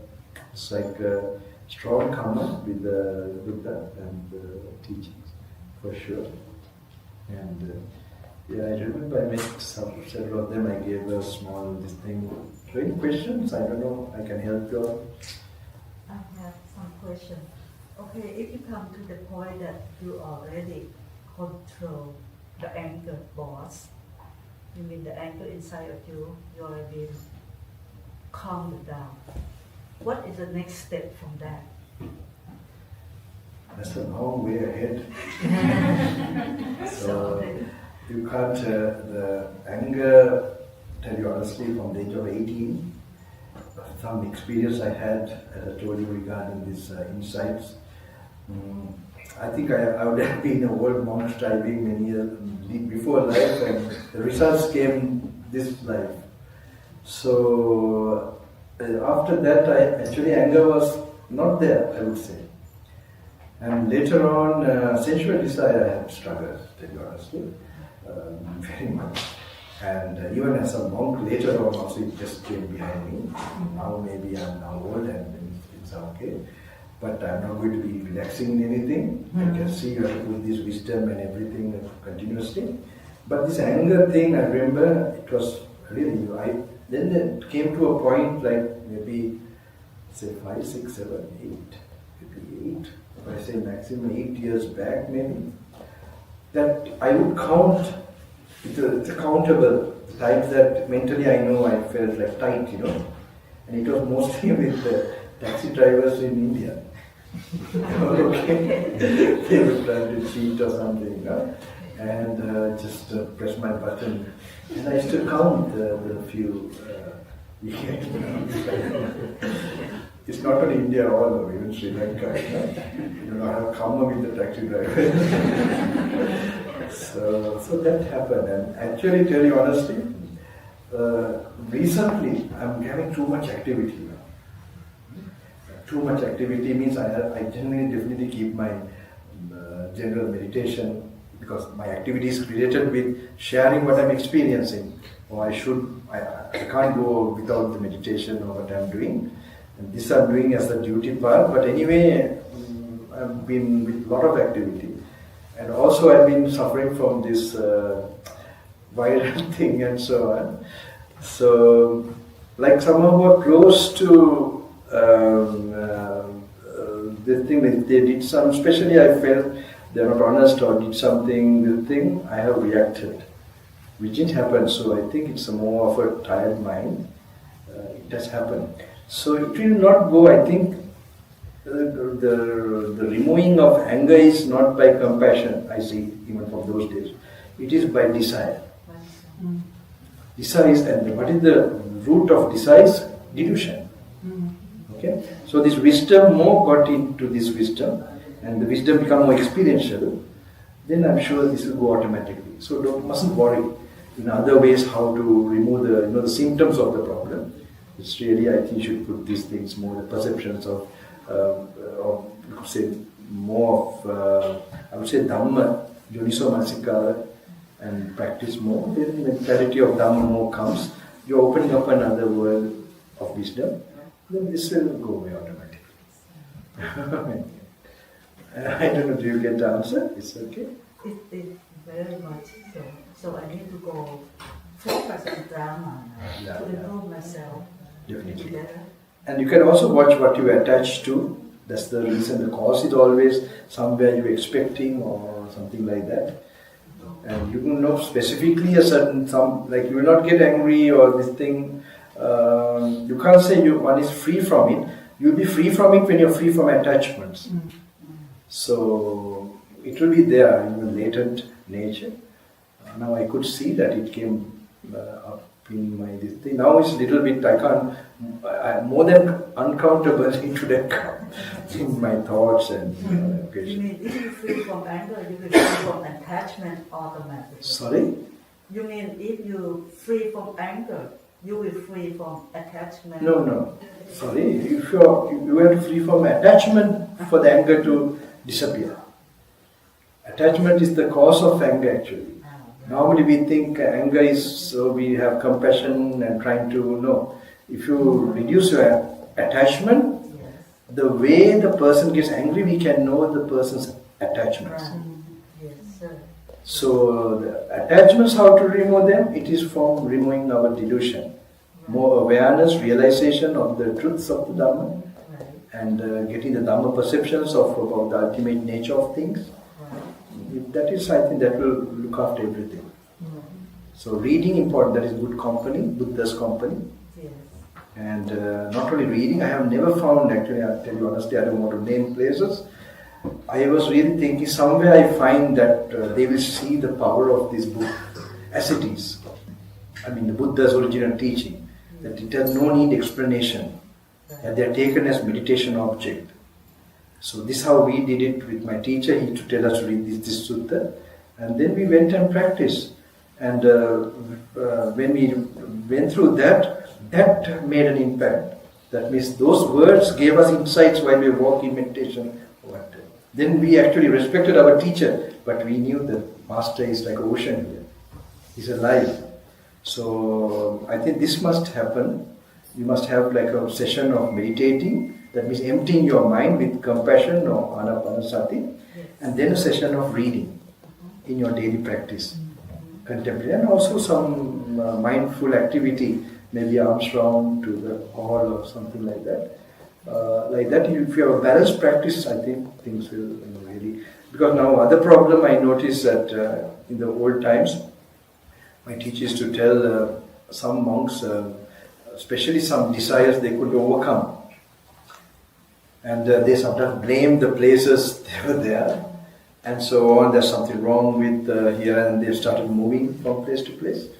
Actually, very senior monks those days. So he was a young monk. This was in 1950s and so on. Island Hermitage, do you know? Island Hermitage in Sri Lanka.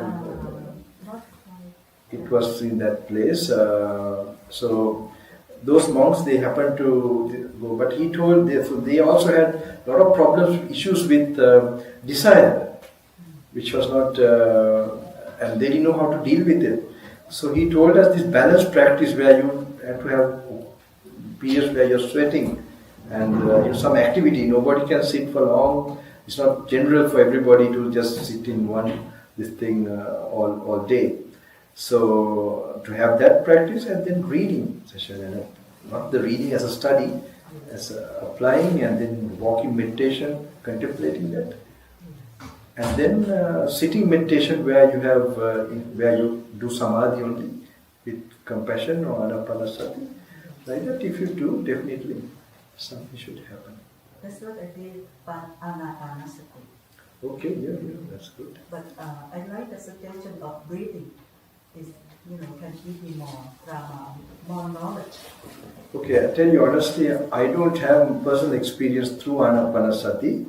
of getting, but reading the sutta, Yes. especially like the Kanda, Salayatana, Nidana, Samyutta, and then in the walking meditation, that's what I'm promoting, I'm trying to give, which I know very clearly how it could be done, and so that's something, how the walking meditation especially can be done, used for contemplating. That one, I see people are not very familiar how to do it properly. Because when they come to walking meditation, they come to the feeling, or like how the touch is happening and so on. So it's a bit technique based, Right. not the thinking of the Dhamma, the contemplative walking meditation.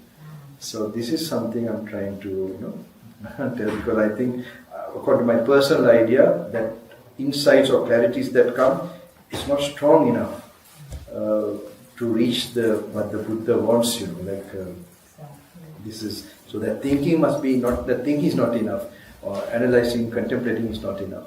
Somewhat contemplating too much also, that's another problem. So then you have to learn to balance it. Thank you so much. My answers are long. Yes. One thing I would like to ask, for example, like one day just now you mentioned about you were in solitude practice for a long time. So recently, like you are more busy. Can you hear me? Yes. Recently, you are more busy. Recently, yeah. Teaching. Yeah. And also sickness. So my question is that. Sorry, outside they're not hearing. Sorry. So my question is that if compared to previously you were in solitude practice, then recently you are more busy to having share your knowledge and experience to the public. What happened, for example, like you have perhaps like this year, you are tied with the schedule that have shared with the public, and you have no time for your routine sitting meditation. So do you think like if whole year it happened in that way, you do not have time for your private practice? And you see an angry monk. But will it affect to maintain the spirituality, like what you have progressed up to that level in your solitude, and would it decrease? Yeah, I tell you. You should never be in the expense of your now. When I'm coming here, I'll be meditating. After I leave you, I'll be meditating. I'll not hang around. Organizers know. Sometimes they'll have to wait. I also don't know which time I'll come out of my room. Because until basic practices I do, like there are like early mornings and afternoons, and that I'll be definitely doing. Not a single day that it will not happen. And I'm also not a speech actor. Unfortunately, I had to get into a kind of a Dhamma discourse type of, because the modern day was happening. I tell many people, I'm not a Dhamma preacher. We are yogis. So it's a different transmission of things. So definitely it's, never. It can never happen like that.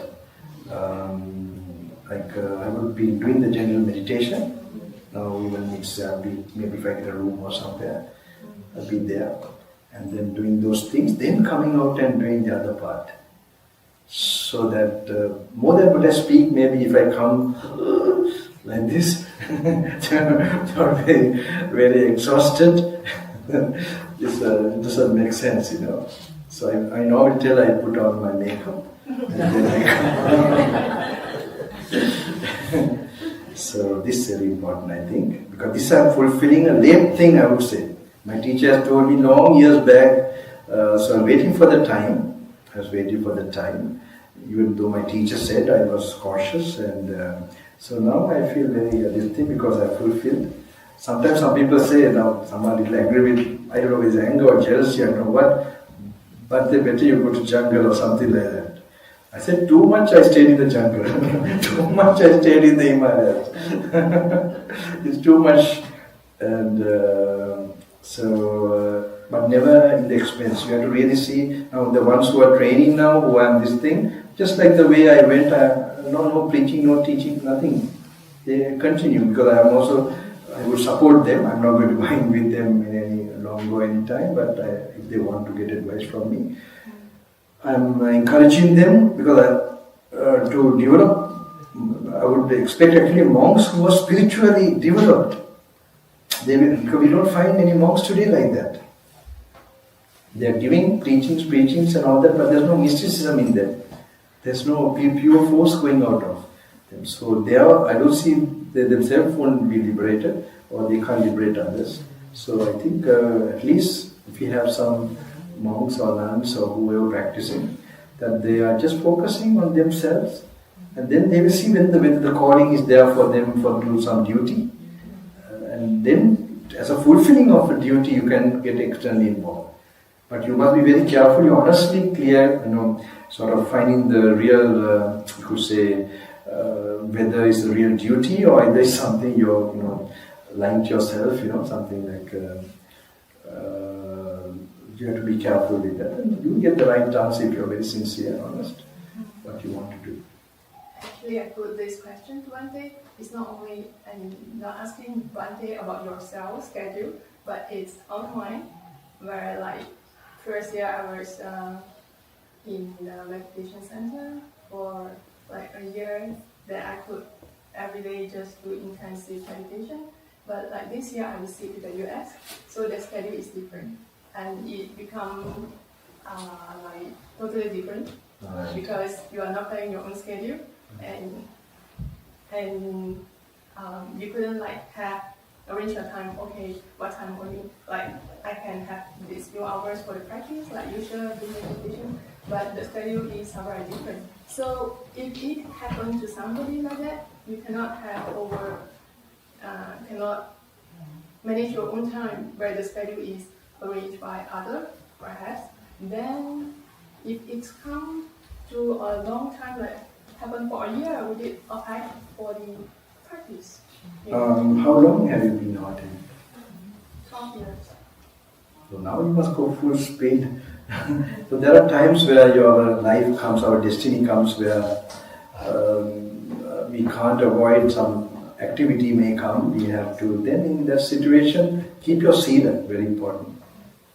Keep the sila. So, and see when I quickly be free from this to do the practice. And take it with a positive, if you really have to, with a positive thing, maybe there are things you have to develop within you, facing that situation. And also really focus to not to 1 year, 2 years, some months or something. And then, like sometimes you might not get the blessings or support to do the next step. So then just focus on your practice and accept the reality there. Unless that situation where you are breaking a sila, you have to ask nobody, you can change that externally. But otherwise it's good to change within you to then a big meditation as you have achieved. Where you are able to even stay places where you don't like, or don't really, this is not the way you really wish for yourself. But don't allow it to go long, if you're really sincere, things will work out around you, where you will be able to do, more practice. They are both interrelated. Nothing is coming, all that is coming is helpful to you. So, because it's created by you. So, sankharas in the past life. So, you have to use it. And if you're really determined and sincere, you get time very quickly to work out.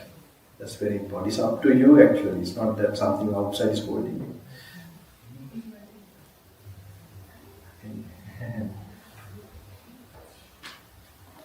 So, Yes. I have a question. One. Oh, sorry. Yeah. Okay. Is the anger excused when there's dishonesty or like stealing in front of people? Like, is the anger excused if there's stealing in front of people? No, I don't think. I think I made a mistake. I think you must be, because you can be firm. You must be firm, and you can be firm, but your anger is more worse than the stealing.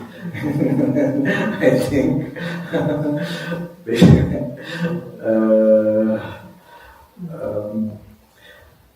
Yeah, sometimes I don't know, I never justify that the animal brain never working for any reason.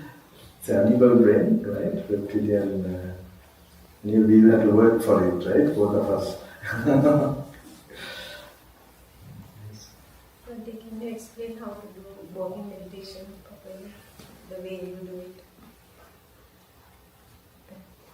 This is, you're really interested? Yes. You got to join the retreat. I think you will be interested. In case you don't meet me, I will show you with my teacher how we do it. Okay? You will all want? Or how is it? Sorry. Because, okay. We can't do it this now. I can't walk, right?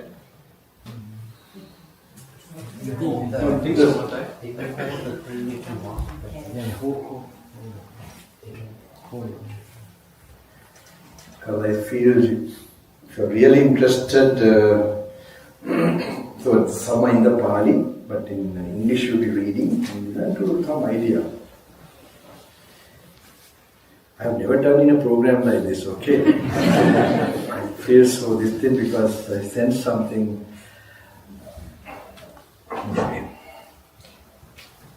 Especially when you get up like this, whatever has happened in the past is finished. The future has not arisen yet, okay? So it's Buddha tells Atitam Pahinantam. Past is gone. Anagata, the future has not come. Pachupannincha dhammesu tatatata vipassati. So whatever has come to the present moment, that you pay attention. Okay? So you see your body standing, alright? Kayam ananta adino avaso sabbaroga ruksha moro. The body is full of affliction, adino. Sabbaroga, full of diseases. You must visualize and think about it. Okay? Though you are not having, maybe something is there, some infection is there. Always is full of that. Then, gate chitte bhasite tunni bahe sampachanya kayo bhikkhu. When you're walking, talking, moving, be mindful of the body. These are instructions of the Buddha, okay? So when you're taking the first steps, you're in the walking posture. Gachanto gacchami. And while you're walking, you can see just your feet area, and the ground. And ahara sambuddham kaya. When you analyze how this body has come, by food. Ahara aniccan dukkha anatta. Kaya aniccan dukkha anatta. So the food is impermanent, suffering not yours. The body is impermanent, suffering not yours. Sabba sankhara aniccan dukkha anatta. These are all conditioned things. That means consciousness depends on the body. It also has to be impermanent, suffering not. This is the contemplative part. Okay? Santakayo, Santavacho, Santava Sutamahito, Vantaloka Miso Bhikkhu, Tadisasana. These are some inspirational words, how the monks are in the olden times, just to give you some, while you're walking, you can. Then, avijja paccha sankhara. Ignorance is the cause of sankhara. Sankhara paccha vijnana. Vijnana paccha jati. Consciousness is the cause for my teachers to jump into rebirth. Okay? Jati, birth. So you're picturing the Dhamma in your mind. Alright? Jati paccha jara marana soka paradya. When you are born like that, you will have old age, sickness and death. Sabbe sankhara anicca. For sankhara side, yada panyaya pasati. You see this with wisdom. Atanibindati dukkhe. If you have intuitive experience, you will feel dispassionate like a shock. Esamaggo visuddhya. That's the way to purity. It's Buddha's words. So when you have Dhamma vision, avijja nirodha. So ignorance will be diminishing or becoming absent. Avijja nirodha, sankhara nirodha. Then your reaction, karma forming reaction, will not be there. Sankhara nirodha, Vijnana Yoga. Then the rising of consciousness of the will, the cause of it is diminishing, so consciousness of the will start to disappear. When there is no consciousness arising, jati, birth, rebirth, jara, old age, death, all that will be disappeared. Etam santam, etam panitam, sabba sankara samato, patisato, tannakayo, virako, nirodho, vipara. So, stilling all the conditioned forms, getting still, completely stillness, overcoming all craving and attachment, this is the highest place.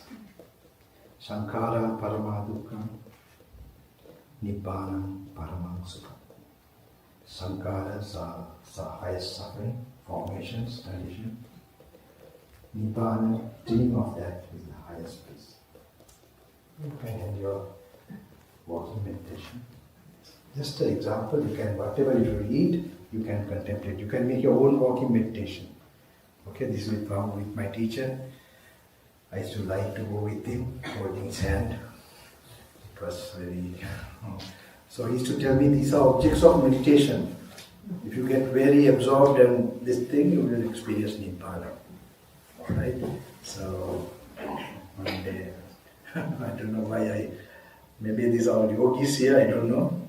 I'm very glad you asked a question I can't, which you are very interested. I hope you all can do, read it and then try it out. You will get something. Any more questions? Yes. Yes, could tentatively advise for the beginner of the meditation practitioner what is the best method that we can control our monkey mind while doing the meditation? Okay. I told about the phone, right? So some things you can start with that, right? Actually, I talk about other things in the previous programs about celibacy also, which is not a normal topic touched by. So I told now by this time when I'm coming this program, people should have overcome that. But then some of the organizers told me, 7 years Bante, they are living in such a materialistic world. I can understand the practicality because I used to talk about that because I don't know how to say this, but anyway, in the Western world it's well practiced. There are a lot of people who are practicing this called no-fap. I don't know whether you have heard no-fap, N-O-F-A-P-P in YouTube and all that you'll find. So I think these things should be practiced from the age of 13, 14. Because these are not just to become a monk only, just to become a human being and become a possibility to evolve. People have to. Unfortunately, it's not known. It was not taught to us also. We have to struggle, and as young people, when I was those days and in international schools those days, I actually saved myself due to shyness in that regard. Otherwise, I would have messed up my things also those days. And dopamine detox in the YouTube you can check also. That's very important. Okay, dopamine detox under these things. And find more things about it, about the phone, the damage, the blue screen. I got to know. It's affecting the pineal gland, serotonin, serotonin in the pineal gland, so which helps you to focus and so on. So there are scientific findings. So because it must be very convincing to you to really discipline yourself. Otherwise, if you don't see the danger in that really damaging, harming thing, you will not feel like determined to really make a stop to that. Okay, that is very important. And start reading the teachings. That's the start of your meditation. The map. With the map, the treasure map, Dhamma treasure. Get some books. I don't know where you can get these books, and I hope you can do like that. And be careful how you use these other devices. And start, and then see how you're changing after 3 days, 1 week. You should notice and feel the well-being mentally. And get into a group also, that's very important. Don't keep yourself alone. How defective the group may be, doesn't matter unless it's really bad, but otherwise that group can help you to protect, especially in this kind of environment.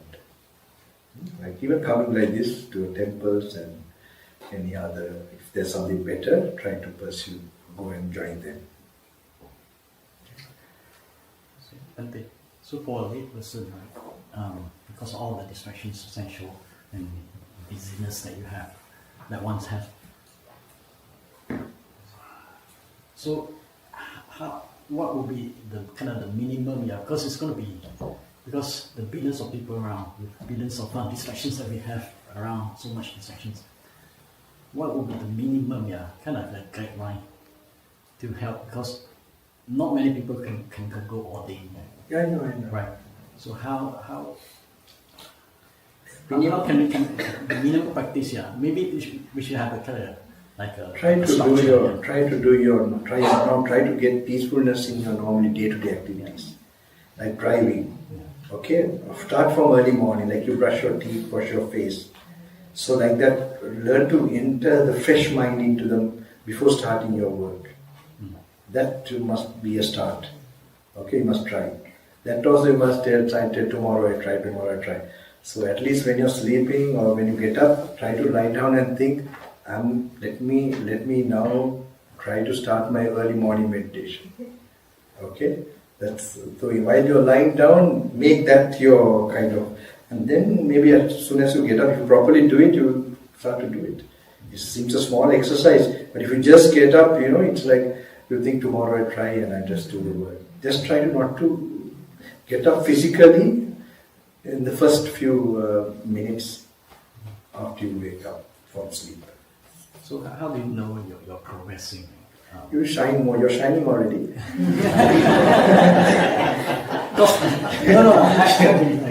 Every morning I've been meditating.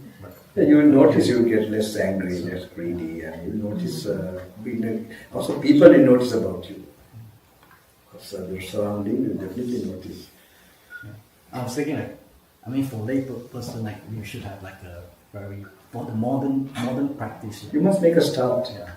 You must make a start. And in your vehicle, I noticed in India, one place in a tram, not a metro, one person is looking from the phone, It was like 2 weeks back when I happened to see, he's looking some of the surahs from the Quran.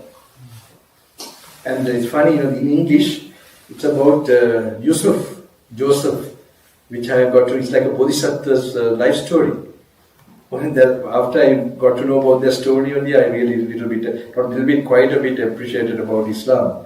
Otherwise the Islam we know is not, that very, so I felt it's just a bodhisattva, really. So he's looking at his life story, some, verses. So when you are looking like that, the sensual world things are replaced by this perception. It's the right way.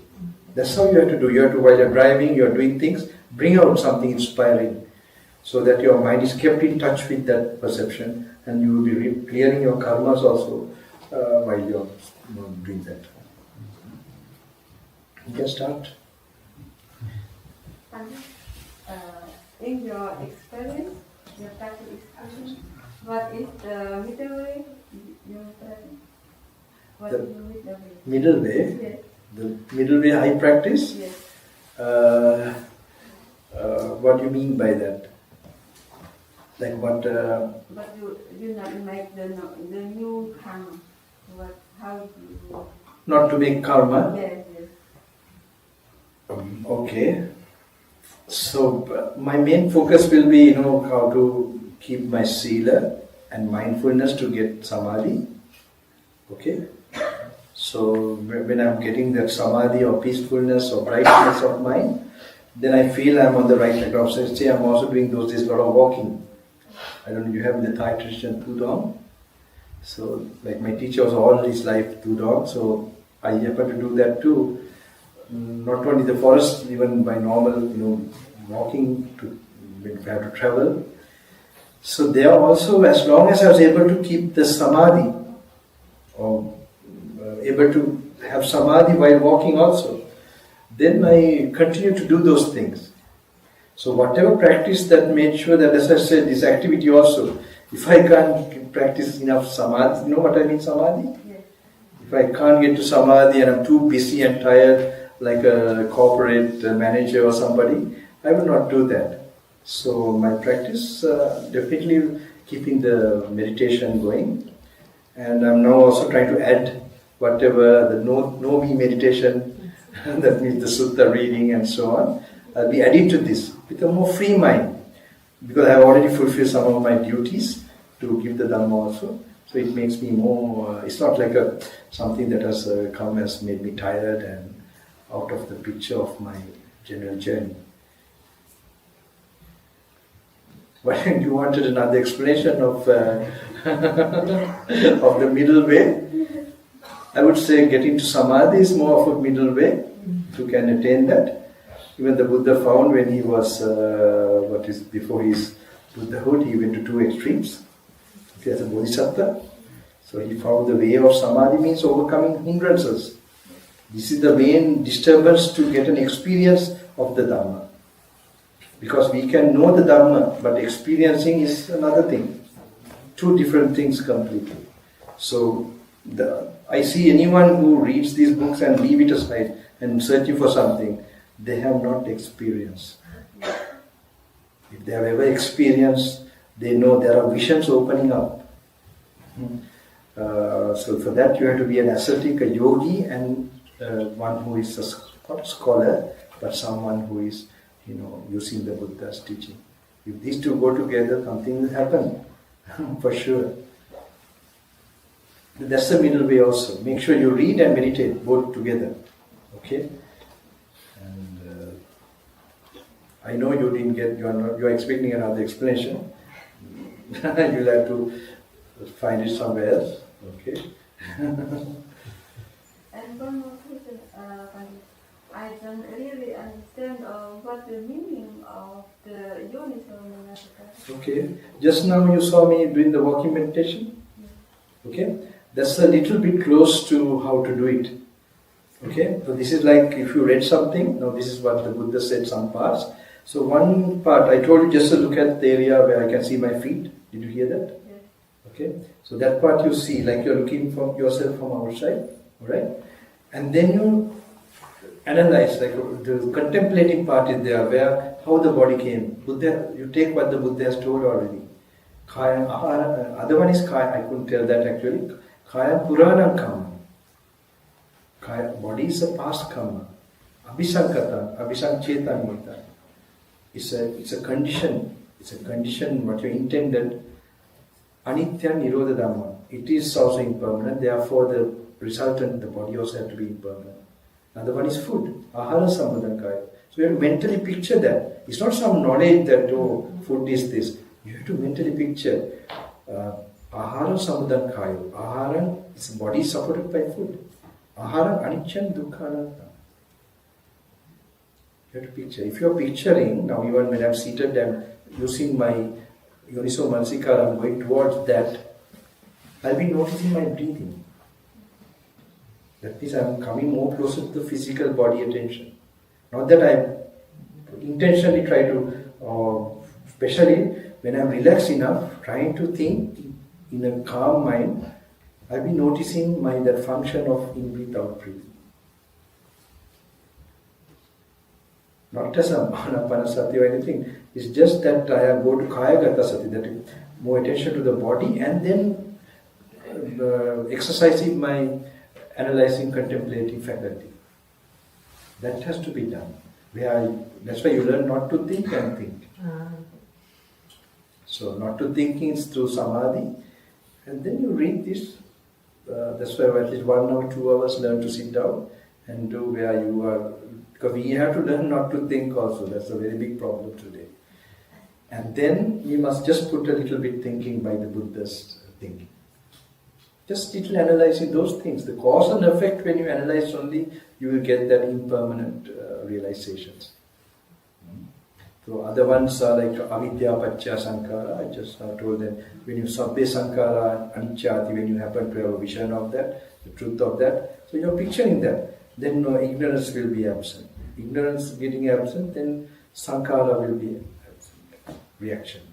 Okay, sankhara being slowly being reduced, then consciousness will be slowly. So this you have to learn to think. Do you get that point? Do you? You have to try. Okay, the Dhamma thinking and Dhamma analyzing. Yes. So that's the no me meditation. Yeah, when you see, it will result. Because if you happen to condition, you see the conditioned things are impermanent. Me comes to something you cling to as not changing, as permanent. So, but if you see the impermanence, you will not know that it's an illusion to think of anything else. What you thought as me has changed to something else.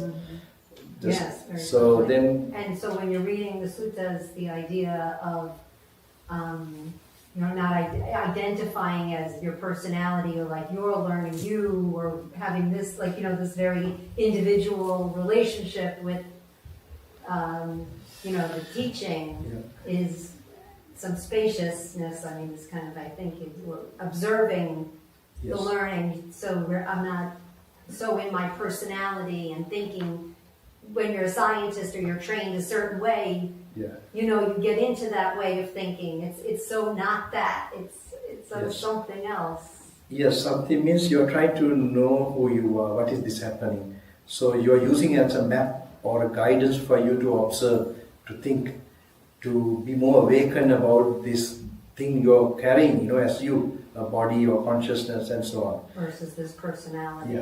Actually, it's opposite to creating. It is. It's completely dismantling or destroying personality. Delusion, the idea of personality. Yes. Buddha is not trying to blindly imagine there's no person. Sometimes we might think, Buddhism has told is no me, no me, no. You have to personally become aware. So I tell normally when you're reading these books, Buddha's teaching, read as if you are reading the first time. Think now, it means be repeated, you have known this before also. But for you to realize this, forget about what you have known. It's not like I'm going to have an exam on it. Like, don't read it that way. You know what I'm saying? Like I'm so conditioned to read, to learn, to do something with it, right? To be a doer versus the knower. Yes, and so I thank you. That's like, don't do that. Everything you've learned, it's like it's very important for this because sometimes Buddha never revealed or explained these things until your mind was fresh like that. So when it's so fresh, then only put it and then it just opened up. So we can't do that today. So if we know this path is like that. So if there's some good company who have practiced that, then they will tell you to stick to those things and empty and just continue. Then something can happen. Question for ordinary people, right? What would be a best text to read about? Because there are so many books out there written by I am not promoting this. Promoting means this who is serious to go with the original teachings, and it gives essential concept and all that from the Buddha. This book was made for personal use by the German monk Yantiloka Mahatera. There were scholars who started the island hermitage, and wrong ideas were going to the Western world those days in 1800. So then he made it to so many languages. So this is good. This is a book that made my teacher from a Hindu yogi to a Buddhist in the intern camp in Dehradun in the Second World War time. So this is a good means. I would say you should get nutshell of Buddhism by nutshell by Narada Thera also. Some other little detail about cosmology and some explanations. It will help. And then I would encourage to go to the original teaching, and we will do a small part quickly. Time is passing. The people who want to catch the train, are they here or they are going to miss them? Anyway, yes. Yes. Please tell. How would we know if we have achieved jhana? This question is about Arpana Dhyana. Okay. At least you could tell if you have experienced, I would say definitely when you're in kind of dhyana, or we call it samadhi. There are levels of samadhi, of course. We say the basic. If you get some, you can't be yawning at that time. like drowsiness, or even anger, or greed. Even if you take food, you will be, food will be there, but you will not have, because the absence of greed and heat and this grosser, the thing is the cause of, that you have that samadhi. The feelings that I had was... There are some other ones also I can tell, like for example, like entering into like a AC. It's very difficult to explain because beyond the five senses, we are not supposed to explain. We can tell the way how to attain it. We are not supposed to talk about it if you are really practicing about it. But if you are practicing on that, because these are to be experienced actually. The closest I had was after concentrating for a while on the tip of the nose. Everything becomes so quiet, calm, peaceful. But then there would be like a gentle breeze like thing on the nose or the point of observation. And that's how it started. Nothing more than that. That's okay. Don't name it, I think. Any experience you get, you think you had a good meditation. That's how we do it. So that, we don't expect anything then before doing it. Or while we get something, we would not get stuck anywhere before, while, or after. So you just learn to do the thing that made it happen and pursue in that direction. But technically speaking, there should be 5 dhyanangas, and the dhyananga should be there in the dhyana. Yeah, there is 5 panchanivaras should not be there. So in the book it's written like that. When you practice, you don't think, oh, now they told like this, like now it should happen like that. You'll be only thinking of that, not the dhyana happening. You understand? Let it happen, just relax. When you let go, only these things start to happen. Just take this as pointers. That's how you do it. The suttas, Buddha's instruction is actually signpost. Too much think about it, not good. It should guide you a little bit, that's all. Yes. Anything else? Anyone? One last question. Yes. You look at within yourself, the impermanence and non-self. Is it okay to look at other people? Yes, of course, like who are you attached to, you can apply that. But we must not, by the time we are observing ourselves, actually we should be, that means we are separate from all thoughts of surrounding and memories and all that. So if you are thinking of somebody more outside, it becomes more grosser. But there are some ways of, like Anatta Lakkhana Sutra, where we think of, include of also other objects out of us. Yes, okay, but Asubha Bhavana mainly, it is applied to other people.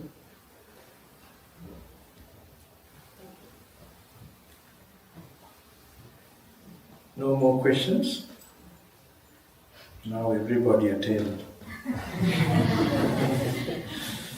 Okay, I think now 8:30, right? So, just the last part I want to demonstrate how to read this, at least something. Just, I think we left the English books, not enough. Little bit books about here. Whole crowd is, so try to get this, I don't know how you can get it. Even Edgar Casey many mentions, try to get these books, it will support, give you a direction. But BPS, they have Bhikkhu Bodhi. His translations are really good. So we have like Majjhima Nikaya, Middle Discourses. If you really want to do that, but don't make sure you meditate, read these two together. Okay, but I have not found anywhere where they do this application and practice. There's always an explanation of this, what the Buddha has originally, that is little unfortunate. That means there have not been yogis enough where the teachings are. So our teachers, they did like this actually. So this is very familiar to us also, because I call this now a magic book. This really I'm telling the people, because there is something that you have to, there's that those visions can entire different, the wisdom faculty of our brain in a supreme way is awakened. Buddha is not Buddha for compassion, or of course he has infinite compassion and unequal to any being in this whole universe, but that wisdom. It's not a small joke, to show the consciousness. Even like you find, if you go to like Deepak Chopra and the Eastern philosophies, the consciousness, at least he gives that knowledge to the West, that is something separate. But how the consciousness arises? Because it is really, have you heard about pure consciousness? In that end of that, the highest achievement that you can achieve in that Eastern philosophy is getting pure consciousness. According to Buddha, it is still a consciousness. Where there is consciousness, there is still rebirth. How to escape from this consciousness? Buddha says Sankara Paccha, it goes to the cause of consciousness and removing the cause. So I slightly explained to you all how my teacher also gives the idea that the object is not there. The tanha, craving is not there, distraction, the conditions are not there, it won't arise. So how Buddha knew exactly the conditions and taking away the conditions. So this is a very big thing. Consciousness, even pure consciousness. In pure consciousness, there is no greed, there is no anger, but there is delusion. Delusion means it's not filled with wisdom. Now, when we have this insight knowledge of impermanence and so on, but there also there's a levels of experience. Okay, because people will think now just I call like now normally you have. If I say there's a snake here, you'll be looking everywhere. Suddenly you see the tail. Will you not get a shock?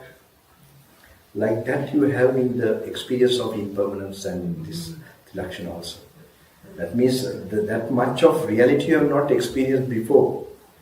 That insight will give you a shock, but that shock is called Nibbindati. Nibbindati viracchati nirodhati nibbanati. Nibbindati means that's where only that supreme desirelessness, dispassion is experienced in your mind. So the absence of desire completely, where is that? Nibbana.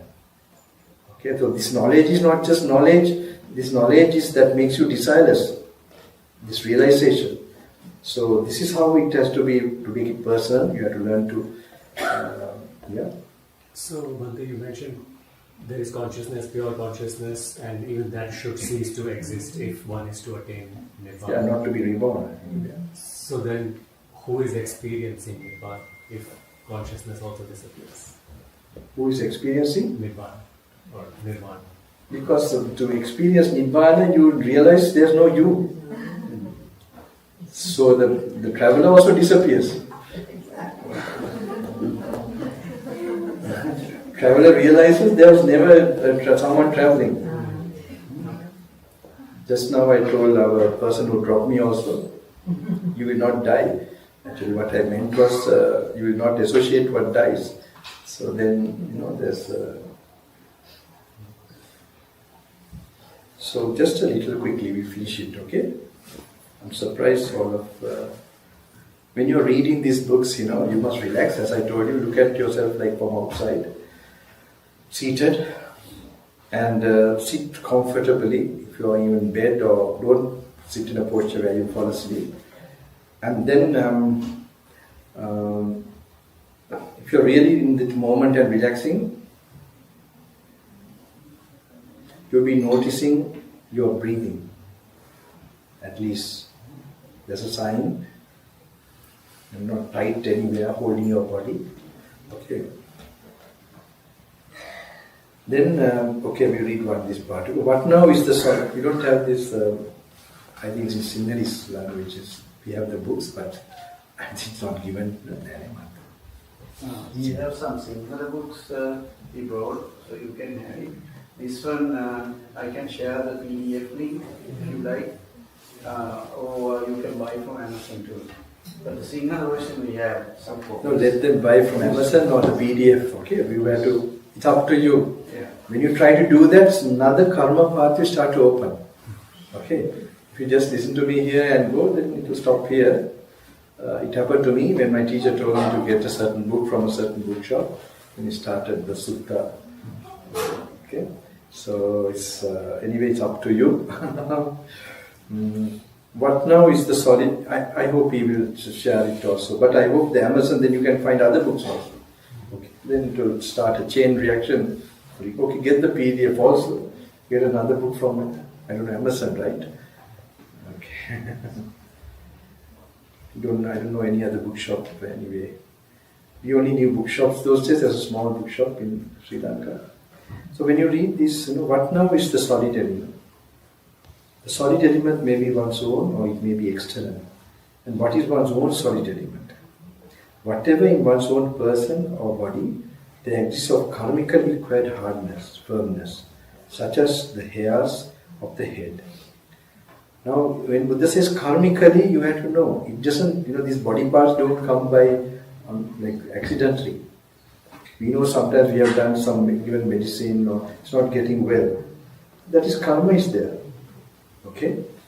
If like Edgar Cayce or somebody shows, they might tell sometimes you would have been a wrestler or this mistake, you have given wrong medicine to somebody and now you're having, like that could explain. So this body part, you have to get an idea like that, karmically acquired hardness, firmness, such as the hairs of the head, hairs of body, nails, teeth, skin, flesh, sinews, bones, marrow, kidneys, heart, liver. You have to visualize with the red blood, okay? Diaphragm, spleen, lungs, stomach, bowels, mesentery, excrement, and so on. This is called one's own solid element. Now, whether it be one's own solid element or whether it be the external solid element, they are both merely solid. Now, this is the vipassana part, wisdom part. You see the hard nature here or hard nature there, it is same. Okay? So, this is something to be felt, experienced, known from your wisdom mind. This is now sleeping actually, most of us. So, slowly we have to exercise this. So then one should understand according to reality and true wisdom, this does not belong to me. This am I not, this is not myself. It will become apparently clear to you, it's not me, this bone part or tooth or whatever. If you are not getting that clarity, that means you are not doing the right, the focus or reflection. You can check yourself that you are doing it properly. And if you properly do, you feel light after that. Because in the meanwhile, you will let go. So when you are reading and applying, you will feel lighter and energized. Okay? So you must also know while you are doing that, the corresponding some other, please, I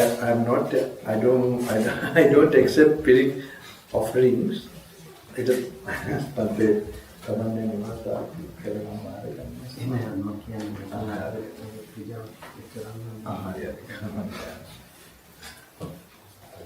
You offer by getting these books, practice and liberate yourself.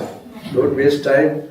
All my hard work coming like this will be in vain, Tell you honestly, I'm very happy all of you turn out like this because this is like a test run. I'm not very completely well, but anyway, if there are really, I'm very happy leaving this time. California, the other part, they are giving me too much rest. Okay, no problem. But I mean, so otherwise, what now is the fluid element? The fluid element may be one's own or it may be external. And what is one's own fluid element? Whatever in one's own person or body, there exists of karmically acquired liquidity or fluidity, such as bile, phlegm, pus, blood, sweat, fat, tears, skin grease, saliva. In your bed, in your room alone, you can do this. Okay? Blood, sweat, fat, tears, and skin grease, saliva, nasal mucus, oil of the joints, urine, and so on. This is called one's own fluid element. Now, whether it be one's own fluid element or whether it be the external fluid element, they are both merely the fluid element. One should understand according to reality and true wisdom. This does not belong to me. This am I not. This is not myself.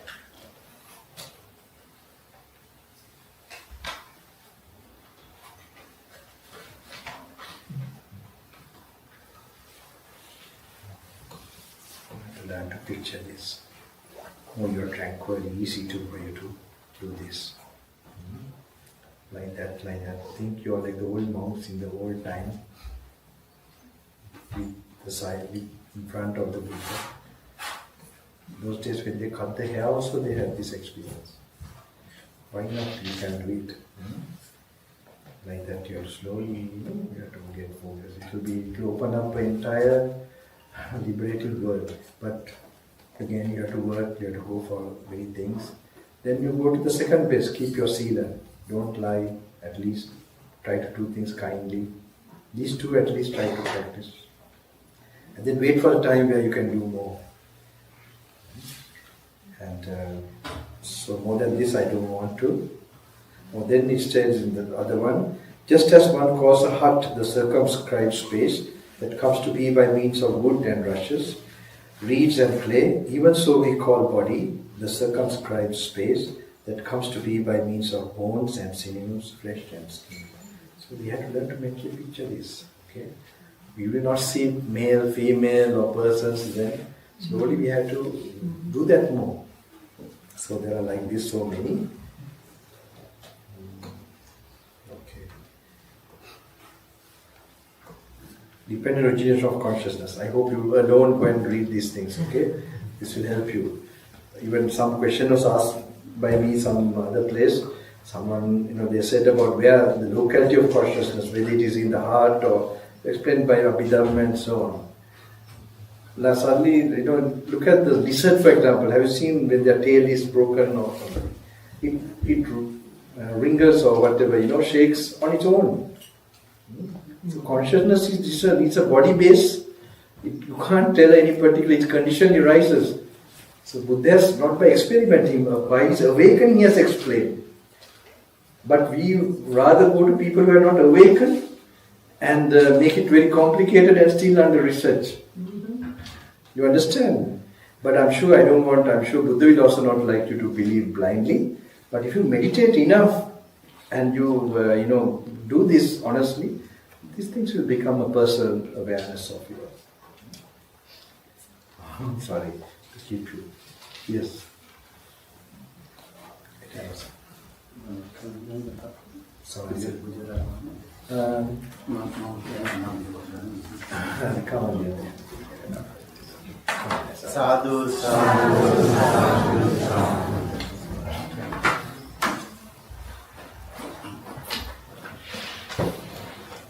Please say again, sadhu, sadhu, sadhu. This is the tradition that we, after Dhamma sermon, we always offer tirikara, but Venerable Pero, he doesn't accept any puja, any tirikara, he doesn't touch money. But this donation will go to one of the, as I heard, okay, he did not tell, one of the organizations that he helped, I don't know where. So the donation, if I am wrong, please correct me. But I offer to the Sangha here. Here. Please give it to the Sangha here, because I think they need support more in this part of the world. Yeah, you can just donate to all the nuns here. Nuns and monks, of course, all. Okay, so he doesn't touch money. And, but more money goes for me, tell you honestly, lakhs of lakhs for my travels, and I don't touch money, but I think I'm very expensive monk. It's honest truth. It's honest truth. Okay, I don't know actually how to, the words to thank him. I should say much merits. May Venerable Bhante be able to enhance his practice towards his journey, and in shorter time may he be able to free from all the suffering and become enlightened. That is our wish. Thank you very much. And that's the word that in English I thank you. Okay. And also we thank all the nuns who are here today for listening to this precious, very beautiful, as I mentioned earlier. I gathered that most of his teaching from sons, I think. That's what I gathered. So it's a very precious teaching. I hope everybody, most of you, have got something, and what you have to do is to practice what he asked you to do. And thank you, everybody. Now it's actually 10 to 9. We have almost 3 hours listening to his beautiful, wonderful Dhamma talk. Very compassionate, with lot of compassion. You feel it. And again, may he has very good health. May he be able to live long and practice more and more towards his final journey. And thank you very much, everybody, for coming. Actually, you should thank us for letting us to, for letting you to listen to this beautiful, this precious Dhamma talk. And also we have very delicious food, dinner. I don't know whether it's delicious. I think it's delicious. Because when I went to the Buddha garage, I smelled it. Very delicious. So please have your dinner before you leave.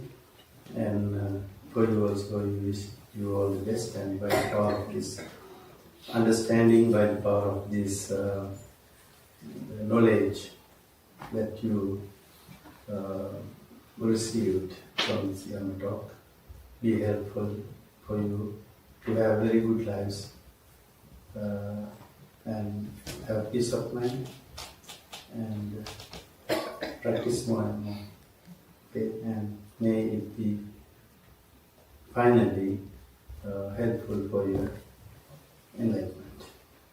Thank you so much. And also I have to tell you something. It's out of my gratitude. I say this. The gentleman who offered the article, the set of robe, he doesn't come to the temple often, right? Maybe 1 or 2 times, 3 times.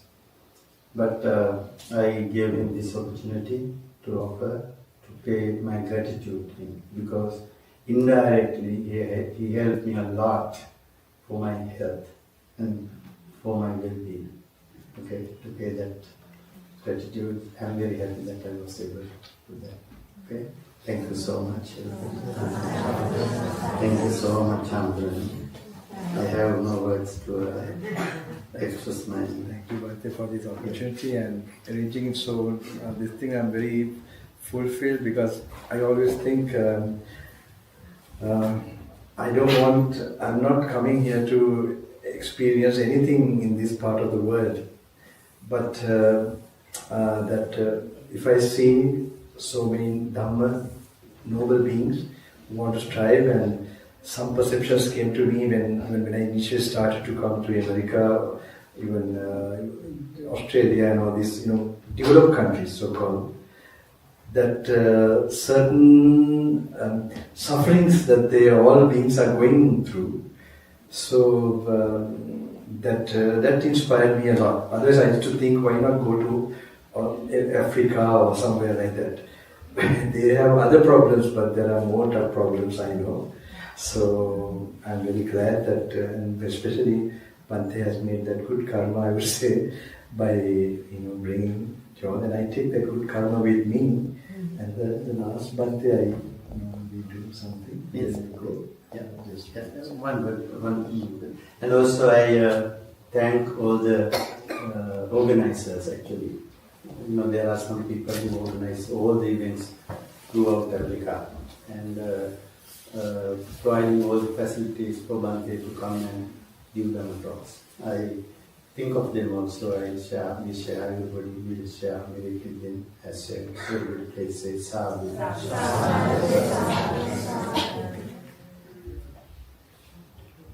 I'm very grateful for Bhante reminding everybody here it's not happening just like this. I'm only just appearing and coming and going. in Sri Lanka as well as here. They have been all devoted and doing a lot of hard work. Because I have already wanted to come and then it got cancelled and like this, and they have patience to sort of rearrange suddenly thing. So finally, I told you tonight, I thought I'd give you something, okay? Take it with you all. But there's something for you to eat, I'm sure. But do that. Try not to talk tonight at least. Okay? Take this energy with you, I hope. Try to remain in silence. And tomorrow morning you can talk. So you carry this until at least tomorrow morning, so that you get all the support. Yes? No more question now. One last question. Is there such thing as nada meditation, or is it just status? Sorry, nada? Nada. Nada, sound. Yeah. It activates the energy, vibration that activates energy points.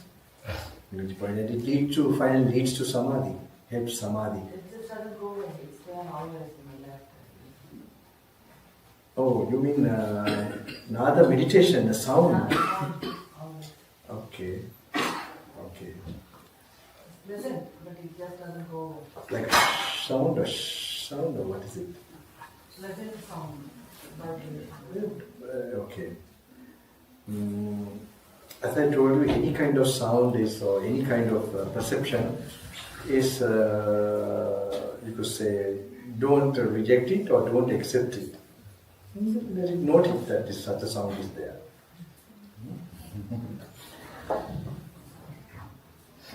So, everybody outside and inside, all you have attended, I wish you all the strength, willpower for the practice, the time, in the coming times, that you can put all the effort in your being for the practice. Don't waste this time. We are all not going to be without dying or facing challenges, but I can definitely tell you, I don't think anything is better to face all that if you start these things without a delay, and even immediately experience a state of fulfillment in your life.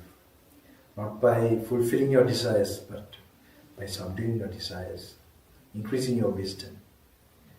May it happen very soon. I'm sure it's not by chance we meet like this, and I hope it will, spark a sort of a thing for your future inner journey. And as a human being, a blessing to others, may it become that what you can achieve as a human being, the maximum potential.